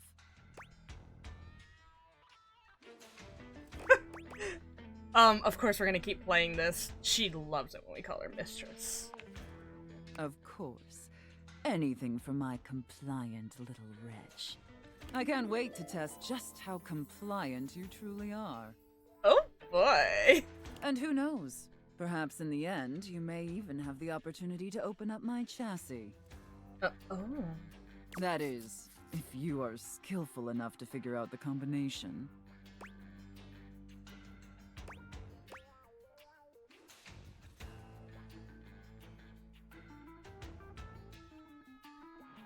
There is no combination. I just have to fall in love with you. Careful. You're getting very far ahead of yourself, Wretch. I feel like none of those were good answers. I don't open up my chassis for just anyone. And especially not for someone as pathetic as you. Apologize for your insolence or face your punishment. Ooh, what kind of punishment? I could be a brat. My sincere apologies, mistress. Very good. Your mistress is I don't think pleased. she likes brats.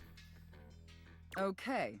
It sounds like you're willing to do the necessary emotional work to take this relationship seriously. In that case, be back here tomorrow to fill out all the paperwork. Oh. There's some important ground rules we need to firmly establish before we take this any further. That makes sense. There is actually, you know, things you have to go through before entering a relationship as such as this one. But once we get that out of the way, I'll open up your dirty little mind to fantasies you dare not even whisper. I don't think these are allowed on Twitch. Now, affirm that you are my compliant, needy little wretch. Yes, mistress. Again, like you mean it. Oh, damn, it's like she knew. Like you'd unquestioningly do absolutely anything I'd ask of you. Tell me that you're my compliant, needy little wretch. Now. She wants those exact words, you dumbass. Oh, God. Yes, mistress.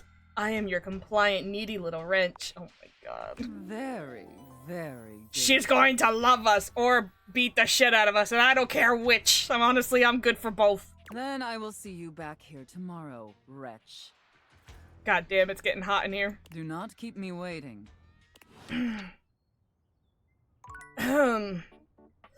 Whew, may need to go take a cold shower. God. Good God. Alright. Please. Please. Oh, I need those on to do the data deck.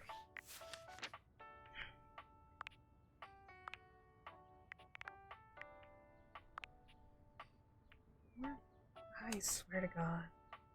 I swear to God.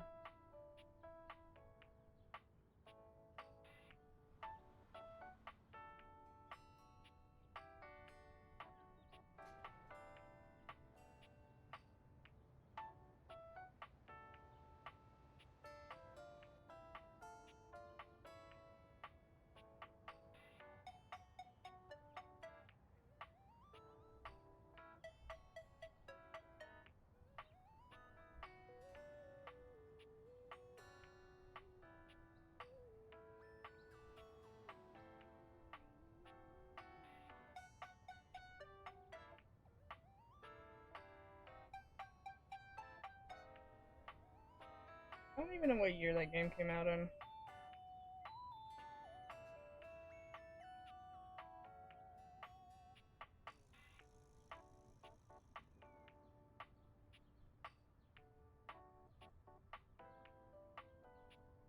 Nah, it's not the same, but should have been. You should have just gotten her. But hey, she does a really good job too. She does a lot of roles. I was looking, I was like, damn, we're still in 2024. Can we get to the next year? Okay, so. Right, we are missing 9 people. Daisuke doesn't count, we're missing 8 people.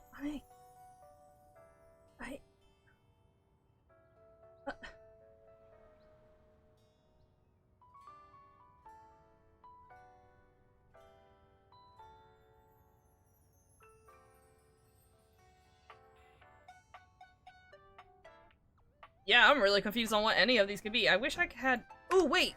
The rumors! There should only be... The ones left are...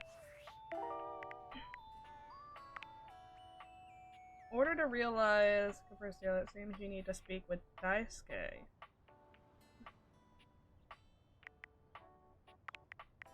Dorian mentioned Reggie.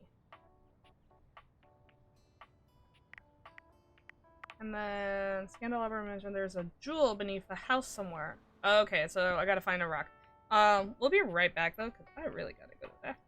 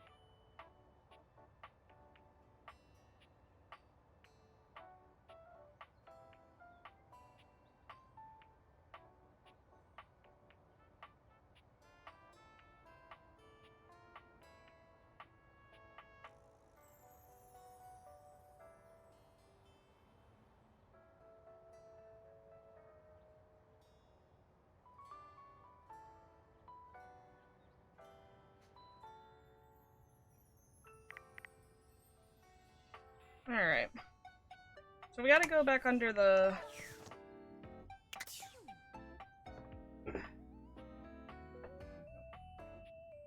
Readjust. Oh my god. We gotta go back under the house. That one we could probably find.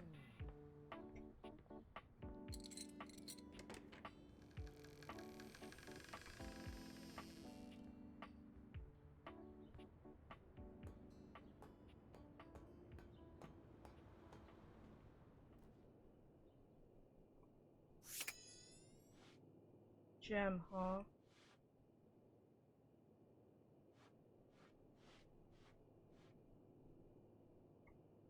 Wait.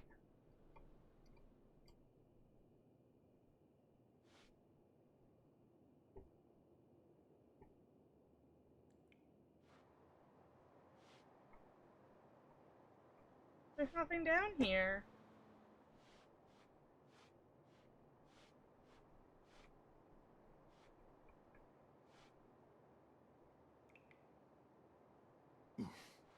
Stop it, Dorian, Jesus.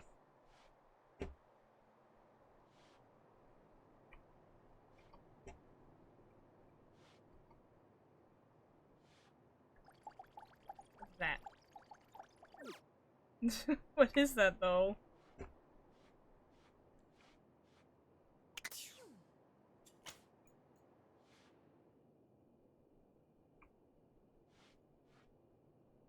Maybe I gotta touch a bunch of rocks? I don't know.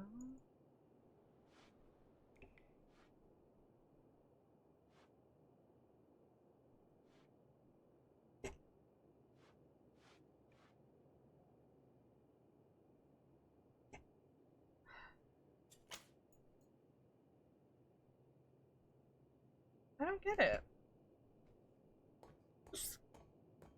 Candelabra lied to me.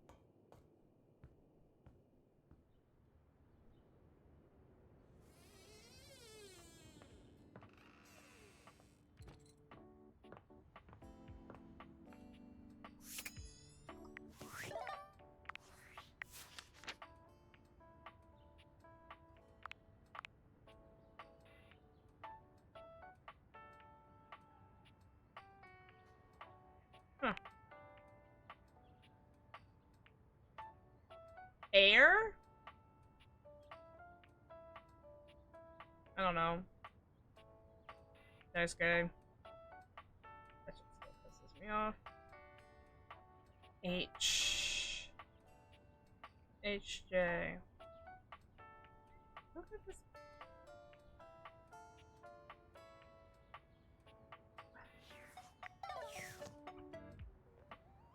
Is there a ceiling fan? I feel like that would just be the fan, though, yeah?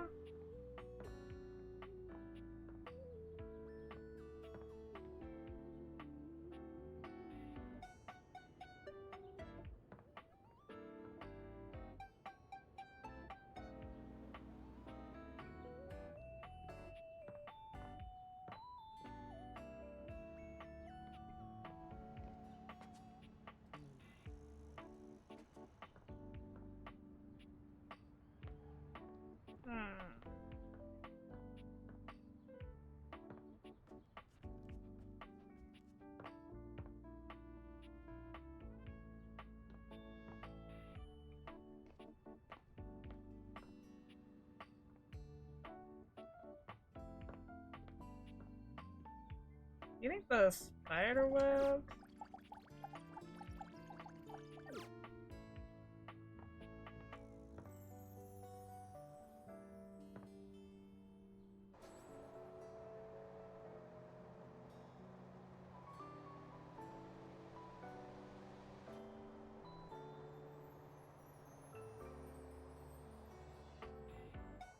No.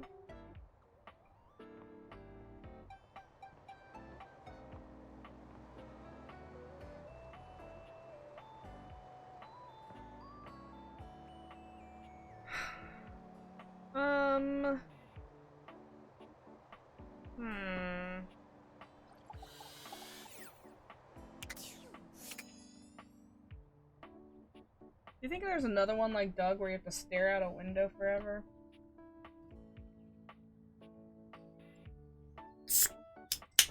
like?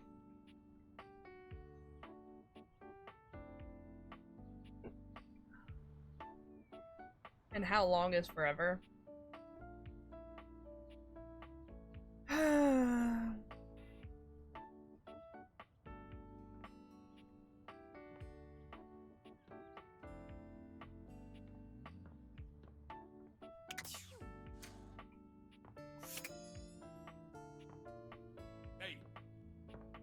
Oh, sorry, Chris Redfield. My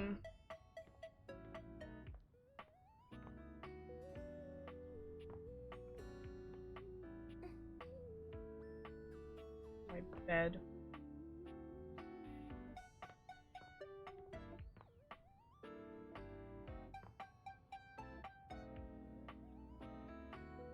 The pillows count as the bed, I do remember that. Who the fuck would Reggie be? If I were a door and I mentioned someone named Reggie... Right. Let's see what Reggie would look like.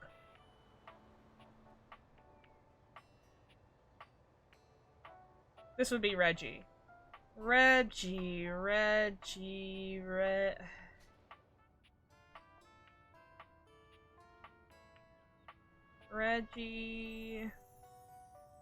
The fuck is Reggie? What is Reggie? Ropes? Something with rope? Maybe?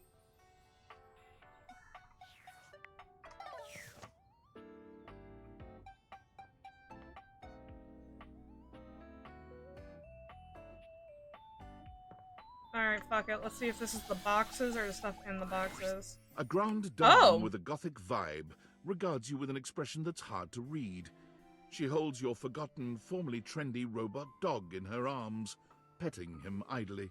Well, well, if it isn't the one who made me. Ugh. Oh. I don't know. I suppose I'm a bit... disappointed? Wow. For someone who's amassed such a varied and confusing collection of bits, you just look so... normal. Wow. I was hoping for a real Frankenbrine to go with all this preservation.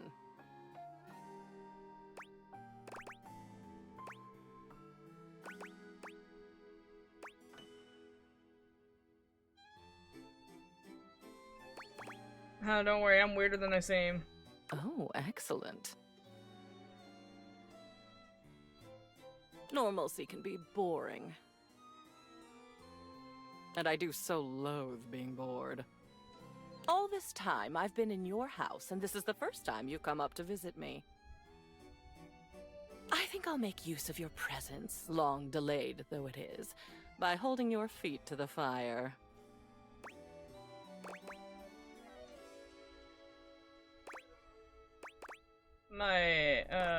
Oh, that's some spicy talk there, lady. Is it? I suppose so. Spicy is not generally the first descriptor applied to me. Bitter, cold, dangerous, damaged, deranged, unhinged, mad. I had a lover once, a ladder, who told me I was the black hole she couldn't wait to fall into. Wow. She's gone now. Memories. At long last, we are going to go through all of this. Every single piece. We're going to see, sort, and dispose of each object stuffed in the corners up here, and finally, order will reign. I love chaos as much as the next memory, but enough is enough. I'm starting to look like Jerry. Oh no! But if I get rid of all this old stuff, won't I be getting rid of you too? Oh no. You are long past the point of no return with me. I exist now, and I'll go on existing. The cleansing I'm demanding will simply mean that I can exist with some semblance of dignity. Though perhaps I shouldn't ask you to do this with me. I know how tantalizing it is to be worried to distraction. But no, needs must. We've established I won't die. Though, another time, that might be fun. Let's get on with it. I'm ready, let's do it. The first of your tasks for me is to gather Cam and Art, so that we might proceed efficiently. Cam? Ah, gotcha. I'll go get them and come back. These two are both necessary for our project to proceed, so off you go. Have Art. This...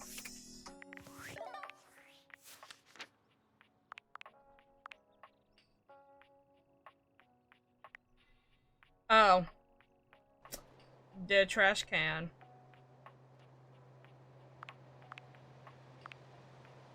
Colleen! Why do I feel like I know that name?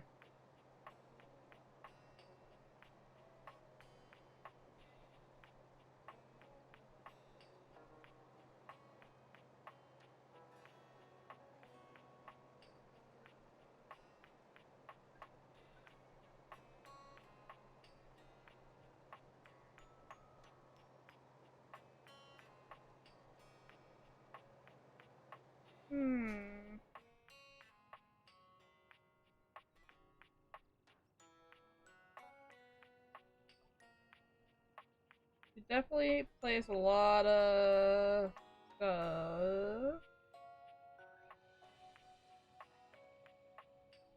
I'm gonna have to like go to the 2000s. My anime intense knowledge is there. I had the energy to actually... Yep, there it is! Riza Hawkeye. Tell me you got Roy Mustang and Riza Hawkeye up in this bitch. God dang.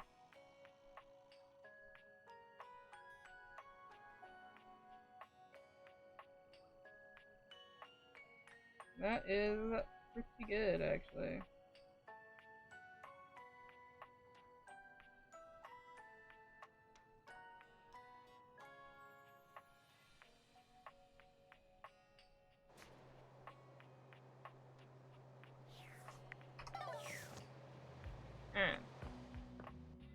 So that's memories. I'm assuming these are all memories? Yep. Yep.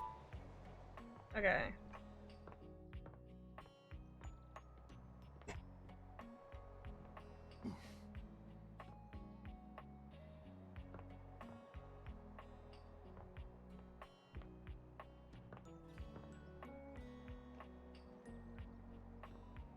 Sorry, I'm like...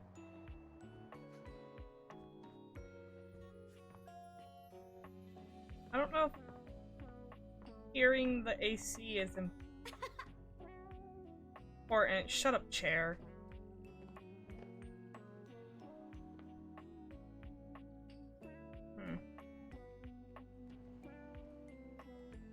You can hear certain appliances, so I'm wondering if it's important that I hear them?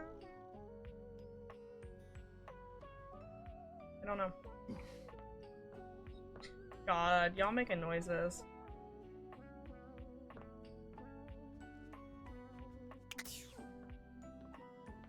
Okay.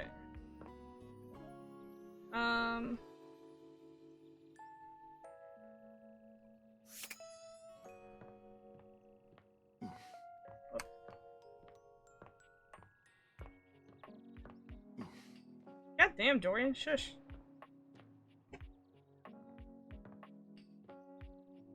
Huh, weird.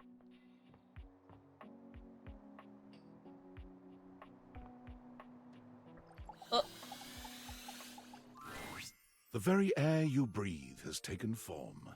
And what form? Ringlet curls and a barely there dress frame a figure that leaves you short of breath. I found it interesting you could hear the air, but only in certain locations, so I figured it was important. She stares at you in complete silence, and you're suddenly intensely aware of your own breathing. It's more than a little awkward.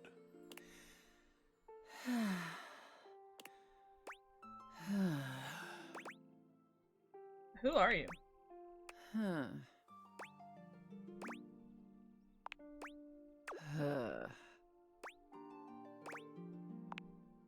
I am Aaron.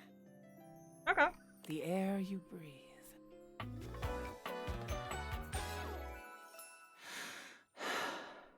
Okay. She just breathes in my fucking ear. From the moment your existence was fiercely ripped from the great void, I have been there. During every breath, every heartbeat. Oh, she is very breathy, which makes sense. Every chittering shudder that marks the high and low points of your life. I like having you inside me. Alright! We can't say that. We're like little weird freaks. Damn, that's cool. I do not care what you think. You mean very little to me, human. But in my current state in this hovel, I am an admixture of several elements that provide your lungs the capacity to transport oxygen through your bloodstream. But had we met several million years ago, you would not have been able to survive for more than a few moments before my intoxicating melange would annihilate you. Damn, that's hot. I shift with the wind. I melt with the tides. I shield this rock with a layer of fragrant bloom. I am.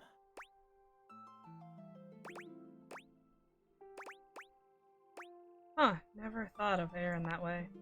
I have never thought of you. Shit. It's like worse than the dominatrix. Alright, fine, whatever. I keep turning that off.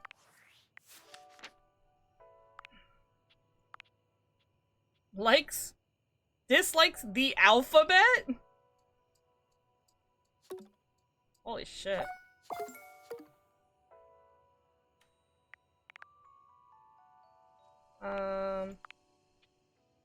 Alright, so...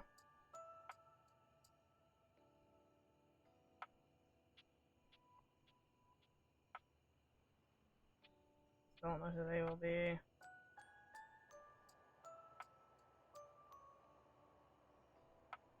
What is this?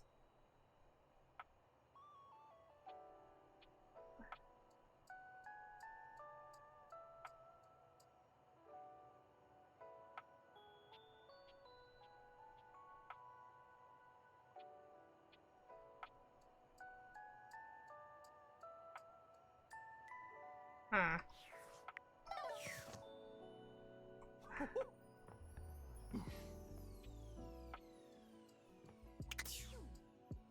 Gotta be something I don't... Excuse me.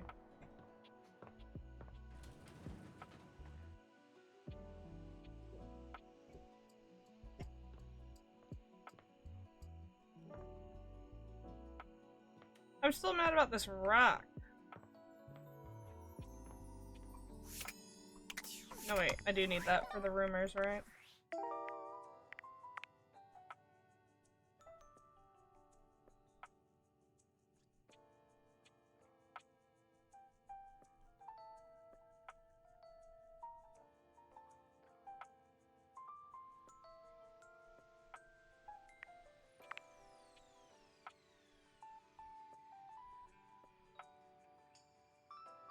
Oh, so I have to be rejected for Reggie? Okay.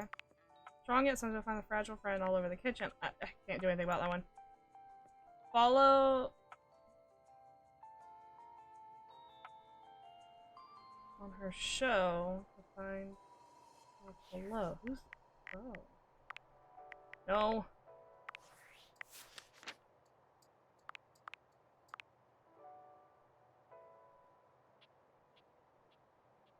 Oh.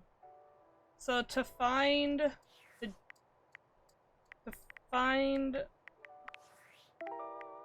the geode, a rock,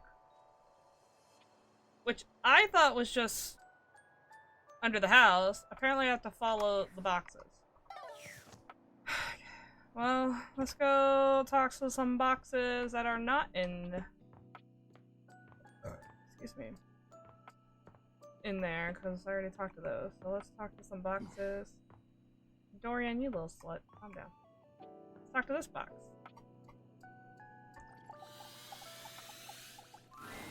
Hey there! You're back! And you've proven yourself worthy! Even though I seemed ill with foreboding, you still returned! Which means you care. Yeah, I do care. It's not a Pokédex collection quest or anything.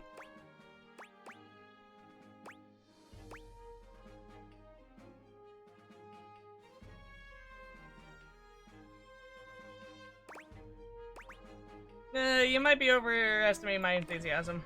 If you don't want to go on my quest, it's okay, I guess. I don't want to be that petty kind of adventurer that dismisses people out of hand who aren't adventurous. Oh, sorry. Not enthusiastic, still adventurous. Oh, my apologies. Yeah, like, I care. I'm just not like, let's go! Oh my god! I can work with that. I hope so. I'm just not that excitable unless it's something really ridiculous, like Benstar, talking in my ear or some shit. We've got a lot to go over. Or goldfish. I fucking love goldfish. So I'm not enthusiastic, I guess. This is a two-part quest. Most good quests have multiple parts, and this is the best quest, so obviously it has multiple parts. I'm officially inviting you to go with me on the first part, the quest of the secret sword. Okay. It will be incredibly dangerous, we will face almost certain death, and worst of all, we'll most likely be unable to avoid a certain very nasty pirate. Ah. Wait. Jacques? Jacques. So you've met him then? Sure, in a manner of speaking. He's a prince. He's tried to kill me a couple times. Ah, fond memories. Why do we have to deal with Jacques? Well, okay. Here's the situation. The secret sword is actually hidden in the hold of Jacques' ship. I've already tried to obtain it a couple times, but as you can see, I've been unsuccessful. I haven't quite figured out why yet, as I'm so clearly the world's foremost obtainer of secret, sacred, even cursed antiquities and treasures. But in the process of attempting to obtain it, I've run into Jacques, and now he is sort of alerted to my desires and kinda... Oh, I don't know. He has a poorish opinion of me.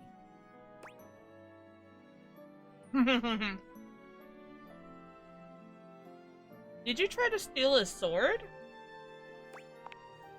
I mean, yeah. Yes.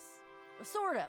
I have executed some pretty fantastic feats of cat burglary and gymnastic daring in order to... Steal it? Well, yeah, that's the long and short of it. I don't even object, necessarily. Thievery can be just as glorious as the other acts, especially if it's for a righteous cause, which this totally is. The problem is that he's in the way of my righteous cause. And he keeps trying to kill me. And he's just generally kind of a butt. That's true. Can't deny that. Alright, let's go get the sword. You mean it? Of course you do. I doubt you even had a choice. Fabulous. Off we go!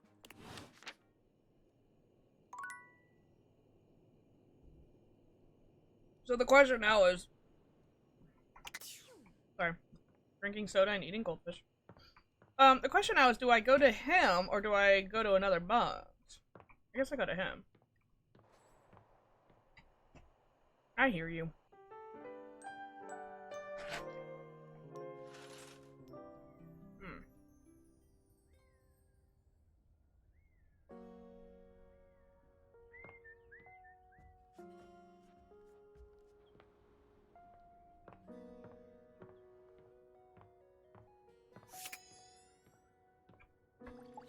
Alright, let's try it. And here we are. Nice. Okay, I did the right thing. Now listen. Bo holds a finger up to her lips, lowering her voice. We have to at least try to be very, very sneaky. So he doesn't hear us? Precisely. Bo sets the scene for you with her hands, curling 2 fingers in the air like a pair of legs sneaking past. The goal is to sneak into the ship, sneak past Jacques, who will probably be sitting on the deck staring out at his plastic ocean. Then we sneak. No, let me guess. We sneak? Yes, that's it! I love your enthusiasm. Going on a great quest with a great companion. Oh, it's the best. Oh, also, here, take this. She holds out an extension cord to you. Oh. It's wound in a circle, just like the whip Bo carries. Oh my god, this is so cool. It's just like yours. I made it for you. I figured since we're going on the great quests, you're gonna need some kind of a weapon. Nice. And I figured that something that doubles as a tool would be useful. And also, I don't know you well enough to trust you with a projectile. So, extension cord whip it is. I don't trust you enough with a projectile.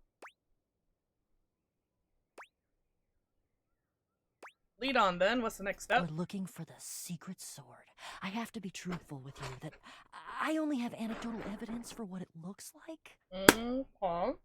I read in one source that it's massive and gold and has a great big tassel on the hilt. Then I read in another source that it's actually just a stick, a little piece of driftwood that washed around in some huge river for hundreds of years until it was worn small and straight and perfectly smooth. All of the times that I've tried to get this thing for myself, and I've only been in the hold once.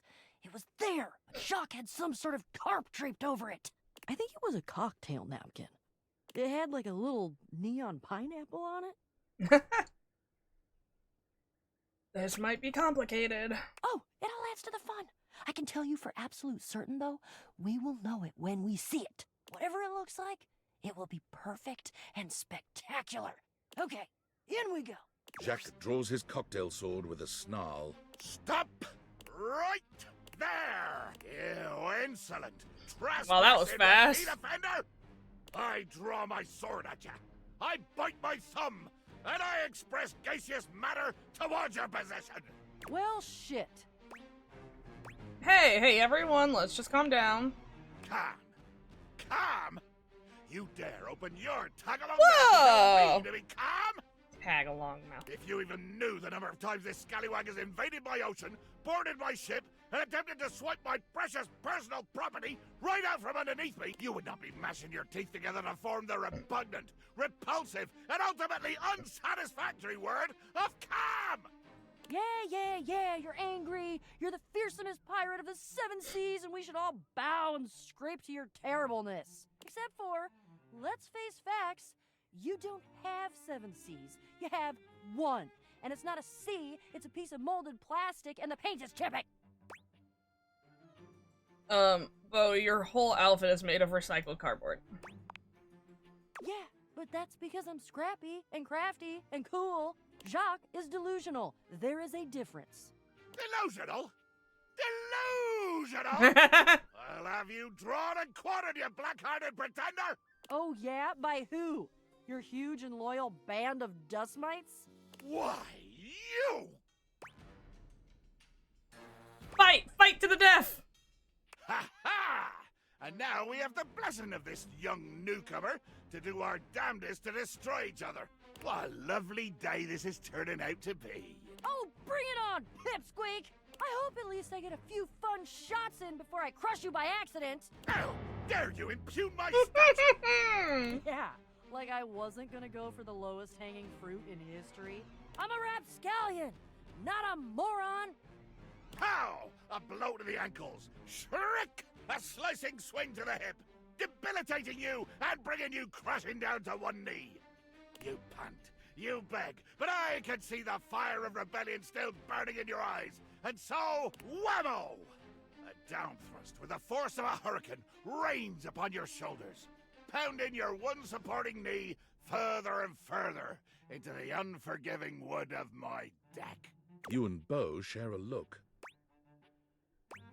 Has he noticed?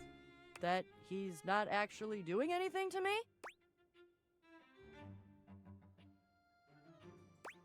He's just talking to himself. You see that? Yep, I know. Best to just Let him tire himself out, I think. Jacques continues his little tirade, ranting mostly to himself at this point. I dance around your prone and bloodied body, calling down the righteous rage of the gods upon this would-be thief, this erstwhile criminal, this embarrassment to the designation of legitimate illegitimates.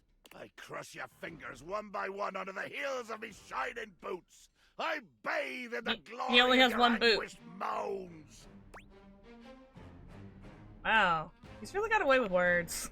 You know, I think I heard somewhere that he wrote a book of poetry at one point. Maybe once this quest is over, we can try to find it and stick it up on the refrigerator in the kitchen. Most this is, we have places to be. Yeah, let's change the channel. Jacques? Jacques? Jacques pointedly ignores Beau, placing his hands over his ears. I cannot hear you. All I hear is the cries of my defeated enemy. Oh, music to my ears. The sword, Beau. Right. Yes, begging your indulgence. I'd like to tell you why I request the great gift of the loan of your sword. I wait with bated breath. I'm sure you know the sword is ancient. Nobody knows exactly when it was created or by whom. If I understand my research correctly, Jacques, it just showed up one day in your hold. Since we are now discussing something about which I care, I will deign to answer you. That is correct. One day, I awoke to find the sword in my hold, gleaming and sparkling in the early morning ocean light. The sword, ancient and glorious as it is also the only known key to defeating the fearsome Isolde. Blow me down. You lie. You must lie. But why would you? I've already defeated you. There is no way you could win, either physically or by trickery, so you must be saying the truth. Or at least, your version of the truth. Isolde. The Isolde? Jack, you know about this legend too. It's not just a bow thing? She is a mighty and intrepid thief. She reigned over the house with unquestioned power years ago, until one day she just disappeared. Well, there were searches. I believe at one point even a quest to attempt to find her and bring her home, but all to no avail. Huh. Yeah, there was a quest. It was me. No way! But that's not what we're talking about right now. Jacques, the sword is the key. Without that sword, I cannot fight her. I cannot return her quarry to its rightful place. To be honest, without that sword, the greatest adventure of my existence ends right here, on the deck of your ship. Follow me. Jacques doesn't even wait for your answer before pushing past you and Beau. He doesn't bother turning as you call after him. Follow you where? Jacques finally stops, turning to look at the two of you from over his shoulder. His expression is quite serious. We're going to the hold. Jacques leads you to a place deep within his ship, looking at you and Beau with a grave expression. This is my inner sanctum. As you can imagine, nobody comes here. Mostly because without the magic of those glasses you're wearing, nobody could fit. With two hands reverently on its sanctified cover, I slowly, dramatically slide the silken fabric off of the altar. And then? I present to you the secret sword. It's attack. He lifts the sword from its altar. Oh, it's his not. expression reverent and his touch careful. Oh, great Betsy! Oh, what is that? That's the most beautiful thing I've ever seen. Look at all the shimmering gems and how slim and delicate it is. Oh my god. What? I know that sword. Gasp!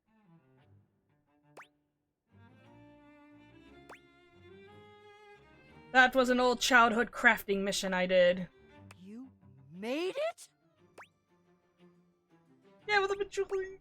It's a toothpick dipped in glue and covered in glitter. Jacques' face twists into a furious expression. his voice nearly cracking with the bubbling rage of your perceived insult. You lie! You lie!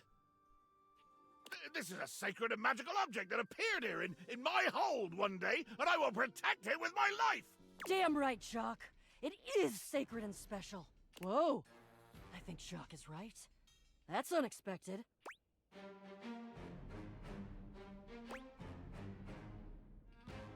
You two are agreeing. That's good progress. I don't know that I'd call that progress. That would imply that we had a goal toward progress, which we don't. I don't think. He needs to agree to give me the sword for... No, but give? You said borrow.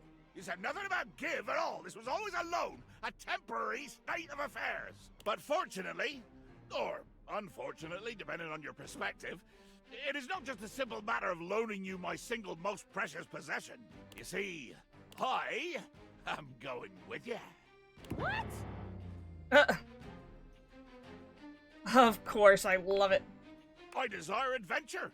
Need it. Even more than I detest your cardboard company. No the hell you're not! Over my dead boxes! Ooh. No! It seems this quest is bigger than both of you. Child, you have no idea just how much bottle I can be. If it has to be, it has to be. I'm gonna go get my quips ready, though. Because this is the biggest adventure of my entire life, and I'm sure as hell not gonna miss it. Onward! To the boxes! Alright. Are we assuming that... What does this one? This counts as already talking to her? No. All right, my intrepid teammate. Oh, nice. Let's that do this. counts as talking to Jacques. Who? I'm in no matter what. Who is the soul? I suppose it's time to tell you. We have completed the first part, the quest of the secret sword. But the second part, that's the one that hits closest to home. Isolde de Chest is my rival. Isolde de Chest. The part of boxes that are used to conceal, confiscate, and wrongfully withhold. I guess you could say she's my evil twin. But Bo, you're a thief. You conceal too. An honest thief. I use my powers for good, and you can always cut through cardboard. Isolde has been keeping something underneath this house. Something I must bring out to light. It is my destiny. Thanks for including me on something so important. Are you kidding? I'm psyched. This is gonna be great. Are you ready? I am. Where's Jacques though? Oh, he's coming. I think he was polishing his belt buckle. Something about can't go swashbuckling with a tarnished buckle. Oh, aren't we all here, gathered in the gloom before the hurricane should sweep down on our unsuspecting heads? Hello, Jacques. So glad you could make it. Was definitely not secretly hoping that you would trip and fall and break at least one appendage, thus rendering you unable to show for our little rendezvous. Your concern for your shipmate is touching. More fool you. There's nothing that would have kept me from being here. Oh, and nothing would have kept you from needing me. If I hadn't shown up, no sword. No sword, no skullduggery beneath the floorboards. I hope it gnaws at your maggoty guts that as much as you hate me, you're actually glad to see me here. So I am. I do have a little surprise for you, though. What are you doing? Oh, trust me. This is gonna be worth it. Ha! Flap your sails all you want. We both know that I could still end you. Jacques, and of course our great houseologist, I introduce to you our fourth teammate. Ooh. Meet Gaia, our resident globe, Oh. and an individual almost as well traveled and storied as myself.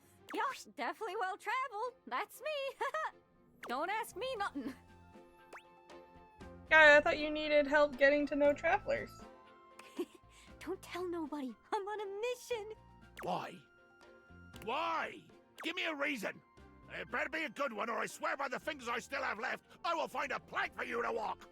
Why would you bring her?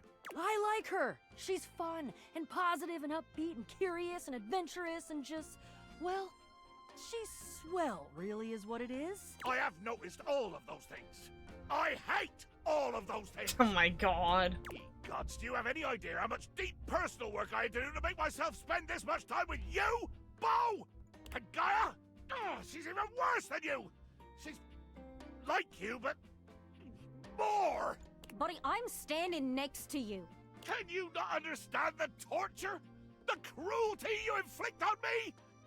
She's fun.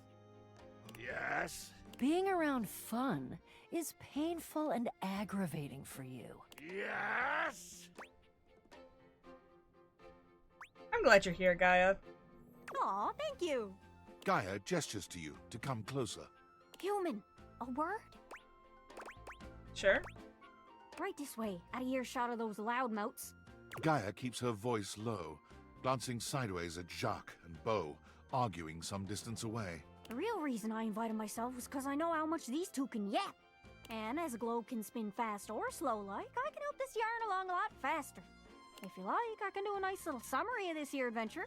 Or you could watch the lighthearted caper unfold in real time. How long are we talking? Oh, I don't know, 30 minutes? 30 minutes? Oh, dude, I wanted to, like, stop streaming in less than 30 minutes. Aw, shite. Oh, dude, just give me the summary. Take it away, narrator. Beau, Gaia, Jacques, and yourself all go down into the crawl space. There, you are beset by an army of roaches. Fortunately, with your whip, you are able to repel the vicious horde. The horde was controlled by none other than Isolde Chest, the greedy maven who installed herself underneath the house. Using the secret sword, oh god, which Jacques calls Le Pique, Beau defeated Isolde in single combat. Her jailer thus quelled, the chest was opened, and the goddess Rongo Myfenua emerged. Her gratitude was great, and she now graces the shelf in the office. At least until a more appropriate throne room can be found. There we go. Thank you. Complete the longest quest in the game? Wait, could you summarize the rest of the game for me? That was pretty helpful. Back to your dates then. Actually, legit, because 30 minutes, bro. I don't want to be here for 30 minutes. I was supposed to be off 42 minutes ago. But we're gonna talk to this rock. This is who we were trying to get. The geode under the house. Who you could not just find under the house. You expected some manner of dazzling beauty when you focused your gaze on the beautiful geode in your office, but you couldn't have imagined this goddess. Her crystalline eyes upon you stop you in your tracks. The planes of her sculpted face glitter so beautifully, you're almost tempted to touch her. But the aura of power that radiates from her stops your hand. You are new. I've lived here for years? Your years are less than a few moments to me. Fair. Geodes are old as shit. I have heard stories of the master of this household from Aaron. Another green young shoot convinced of their own immortality. I guess you're older than Air, sure. Even as the wildfires rage closer and closer. I don't think I'm immortal. No. Mortals always think this way.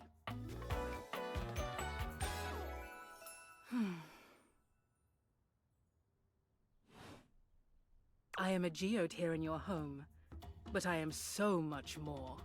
I am the earth that nurtures you. I am the elements that imperil you. I am all that was and all that will be. The first and the last, the beginning and the end.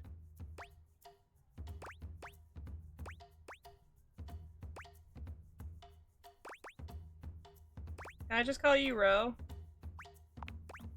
No. Oh, okay. I have wondered when you might make your presence known to me. I hear of your comings and goings from the others in this place. Your antics are most amusing to me. I didn't think an Earth goddess would care about that. Care? I do not care about what you do, but the things you do. I have not had this manner of entertainment in years. Continue. Well, continue another time. I have things to tend to now. Important things far beyond your kin. You may go now. Alright. We're at 94!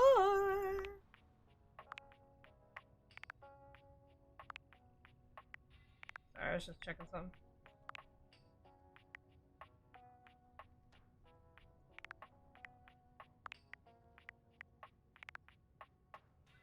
Alright. Wait. So what are we missing? Daisuke, which we can never get. Do not know who these two are. H and J.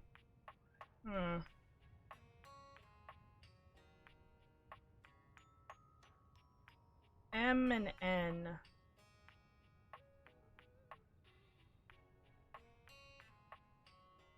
It's gotta be Reggie. And told we gotta be rejected, so that has something to do with that. I don't know.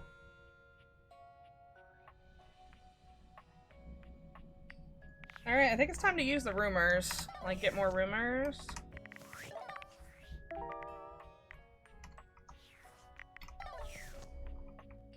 So, do we talk to... Let's talk to her.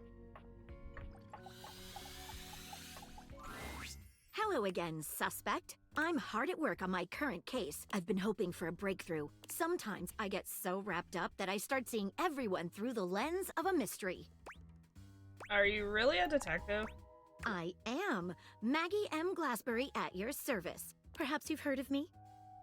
I've acquired a modest reputation as a result of some of my previous work. What are a couple of your best-known cases? Maggie puts her hands on her hips, positively radiating pride. Why, it was I who solved the mystery of the missing sock. That was you? A brief interview with the Stackables and a chat with Dirk was all it took to sort that case out. Stackables? Stackables. The sock was in the depths of Harper's hamper.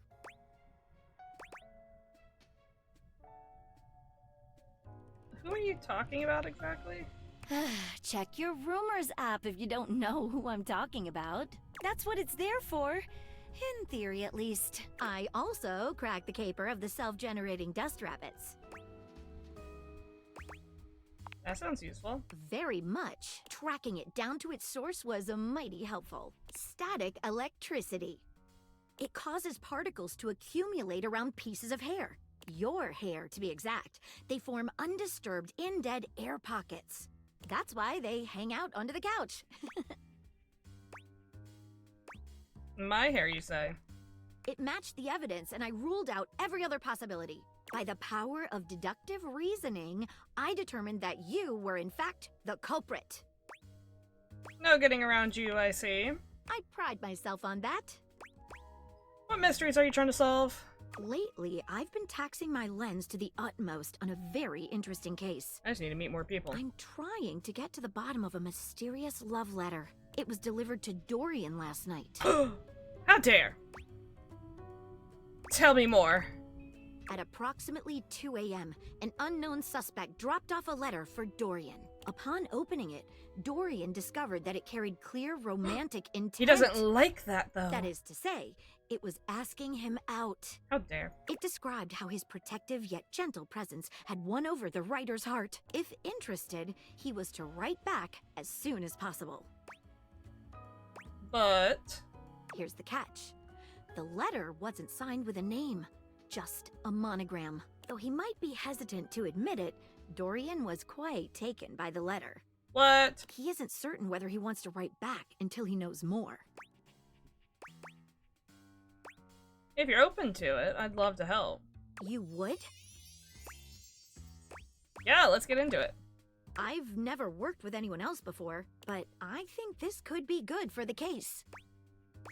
Why not start by giving me whatever clues you have? The case is pretty thin, but we've got a couple of clues. First of all, the paper the note was written on was somewhat interesting. Second, although the letter wasn't signed, it did have a single initial on it. Finally, I think Dorian might have a clue for us. Let's start with the paper. What makes it interesting? I have it here.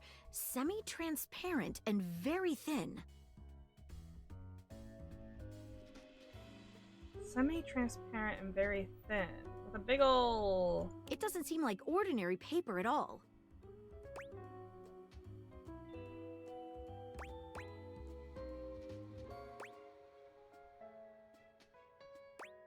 Taste it. Taste it? If you say so. Could be rice paper. She carefully dabs a corner of the paper against her tongue. How interesting. It's edible and tastes slightly starchy. Yeah. What else should we try with the paper? Try burning a small piece? She focuses a magnifying glass on the paper for a few moments, stopping immediately when it begins to smoke and catch fire. Yikes. It's definitely flammable. Does seem to burn slightly slower than normal paper, though. What else should we try with the paper? She gives the paper a careful test snip. Cuts just like normal. Okay. What else should we try with the paper? She dips a corner of the paper into a small glass of water. Look at that. It dissolved. Yeah, it's gotta be rice paper. What else should we try with the paper? Nothing. What should we look at next? The initial? A stylized letter M. Could be food.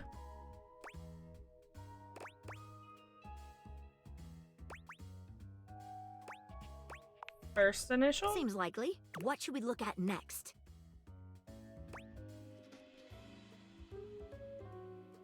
I think it's the food. It has to be rice paper. Let's have a chat with Dorian. Hello there, you two. Hey. Good to see you, Dorian. I've enlisted our friend here to help solve the case of the mystery letter. Splendid idea. Can you repeat what you said to me earlier about the smell you noticed? Right. Well, when I first opened the letter, I caught the faintest whiff of what I think was truffle. Strange, no? Indeed. Thanks for your help, Dorian. Good luck. Let me know if you happen to figure out who it was from. I'm not one for love, but I am one for truffles. And friendship. What should we look at next? I think I know who sent the letter. I've narrowed it down to 4 suspects. Penelope, Mitchell Lynn, Mateo Monta, and Freddie Yeti. It's Mitchell. Who do you think it was? Mitchell Lynn. Food. Wait a minute. I think you might just be right. The stylized letter M is his signature. The smell Dorian noticed makes sense now. And the paper. It's gotta be rice paper. Hey, I'm so fucking smart.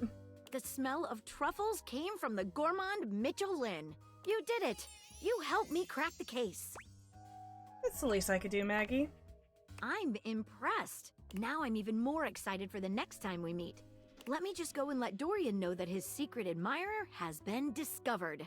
Hey, before I go, I was wondering, would you like to have a cup of tea with me sometime? As a date, I mean.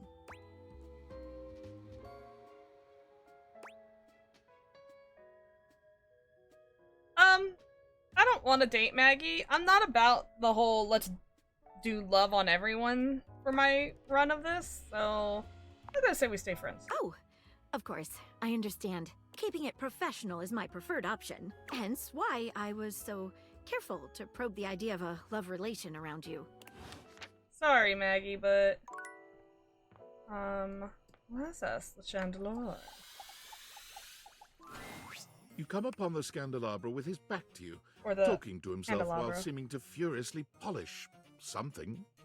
1 part calcium, 2 parts carbonate. Calcium carbonate. Polish until glistening. Yes. Smoother. Smoother. What are you polishing there, my friend? Oh, take out those solid smears. Effulge! Effulge! I don't think I should be here. He sets the cloth down on the table delicately wiping his brow before finally turning. Damnation! Do you even knock, human? Keep going. Oh, how dare you! The polishing of my nop is a sacred art. Only the most panegyrical of acolytes are allowed to know of my backstairs ministrations. What the fuck is happening? And you are not that. I know not what you are. My inquests have turned up fallow. Well, you've come to see me, eh? Must be for my brilliant shine, which is what I was doing. Sure you were. I am made of the purest silver. Born in a small chandler's hut in the Swiss village of Saint-Martin, I have traveled transatlantically to this abode, where I preside over the rest of the objet. Oh, the ceiling would like to know that you are above her. I require a great deal of polishing and care, which you do not do. So I'm forced to self-lubricate. Oh my god.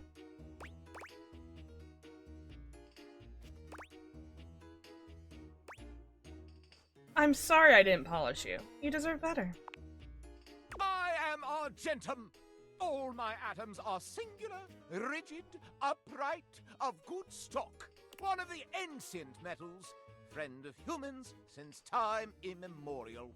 And most importantly, I am chaste. Not the uh-oh in the background. That sounds impotent. I mean important. I perch aloft this dining able, surveying the better part of the kitchen, living room, and the emptiest of walls. As I gaze into that wall, sometimes I am gripped with the fiercest ennui imaginable.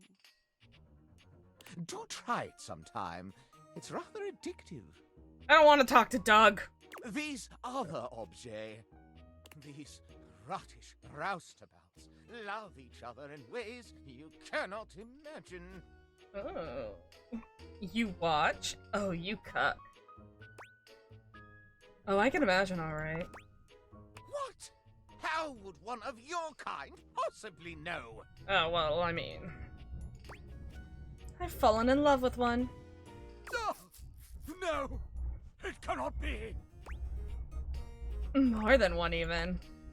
Oh, you're making me ejaculate! What? I exclaim, bellow, ululate, no! Such a scandal cannot stand. Is there another, meaning to ejaculate? Having told you my story, I must away.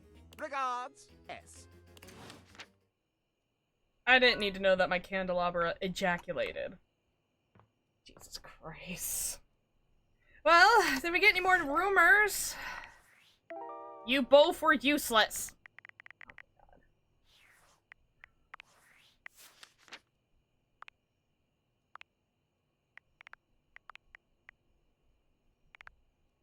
Alright, she was talking...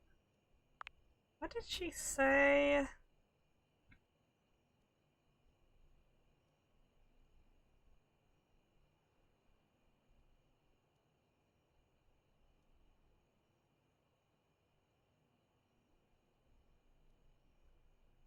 I don't know. We are gonna call it here. Once I learn how to shave. There it is. We're just gonna do new save though. But yeah. We're gonna stop here. Jesus Christ. I was trying to get some rumors to get these fuckers. We literally have... Well, we have 102. And we can't get one of them, so 101. So we have 7 more to go.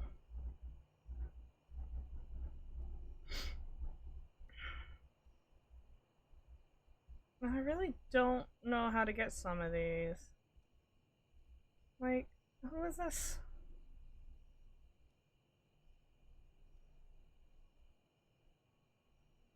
You know? Okay, it's between the sex toys and the bear, so... is there like an anime figure that we haven't seen?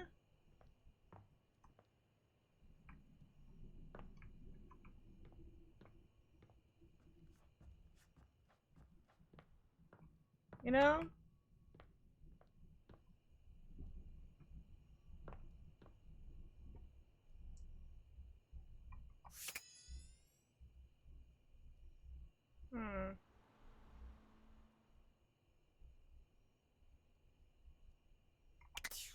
Hold on. I don't know what his name is.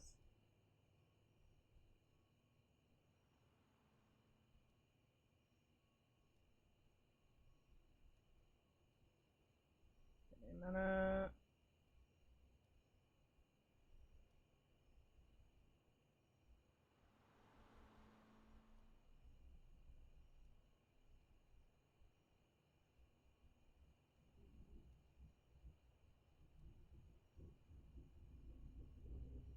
He has... Am I wrong? It looks like she has like... Hold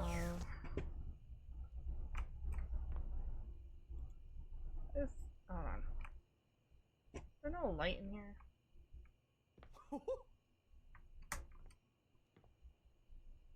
Okay. These are like separate. Alright, we're gonna do... No, we're not. We saved, we're done. I'm gonna leave. Tomorrow we're gonna explore all that. But yeah.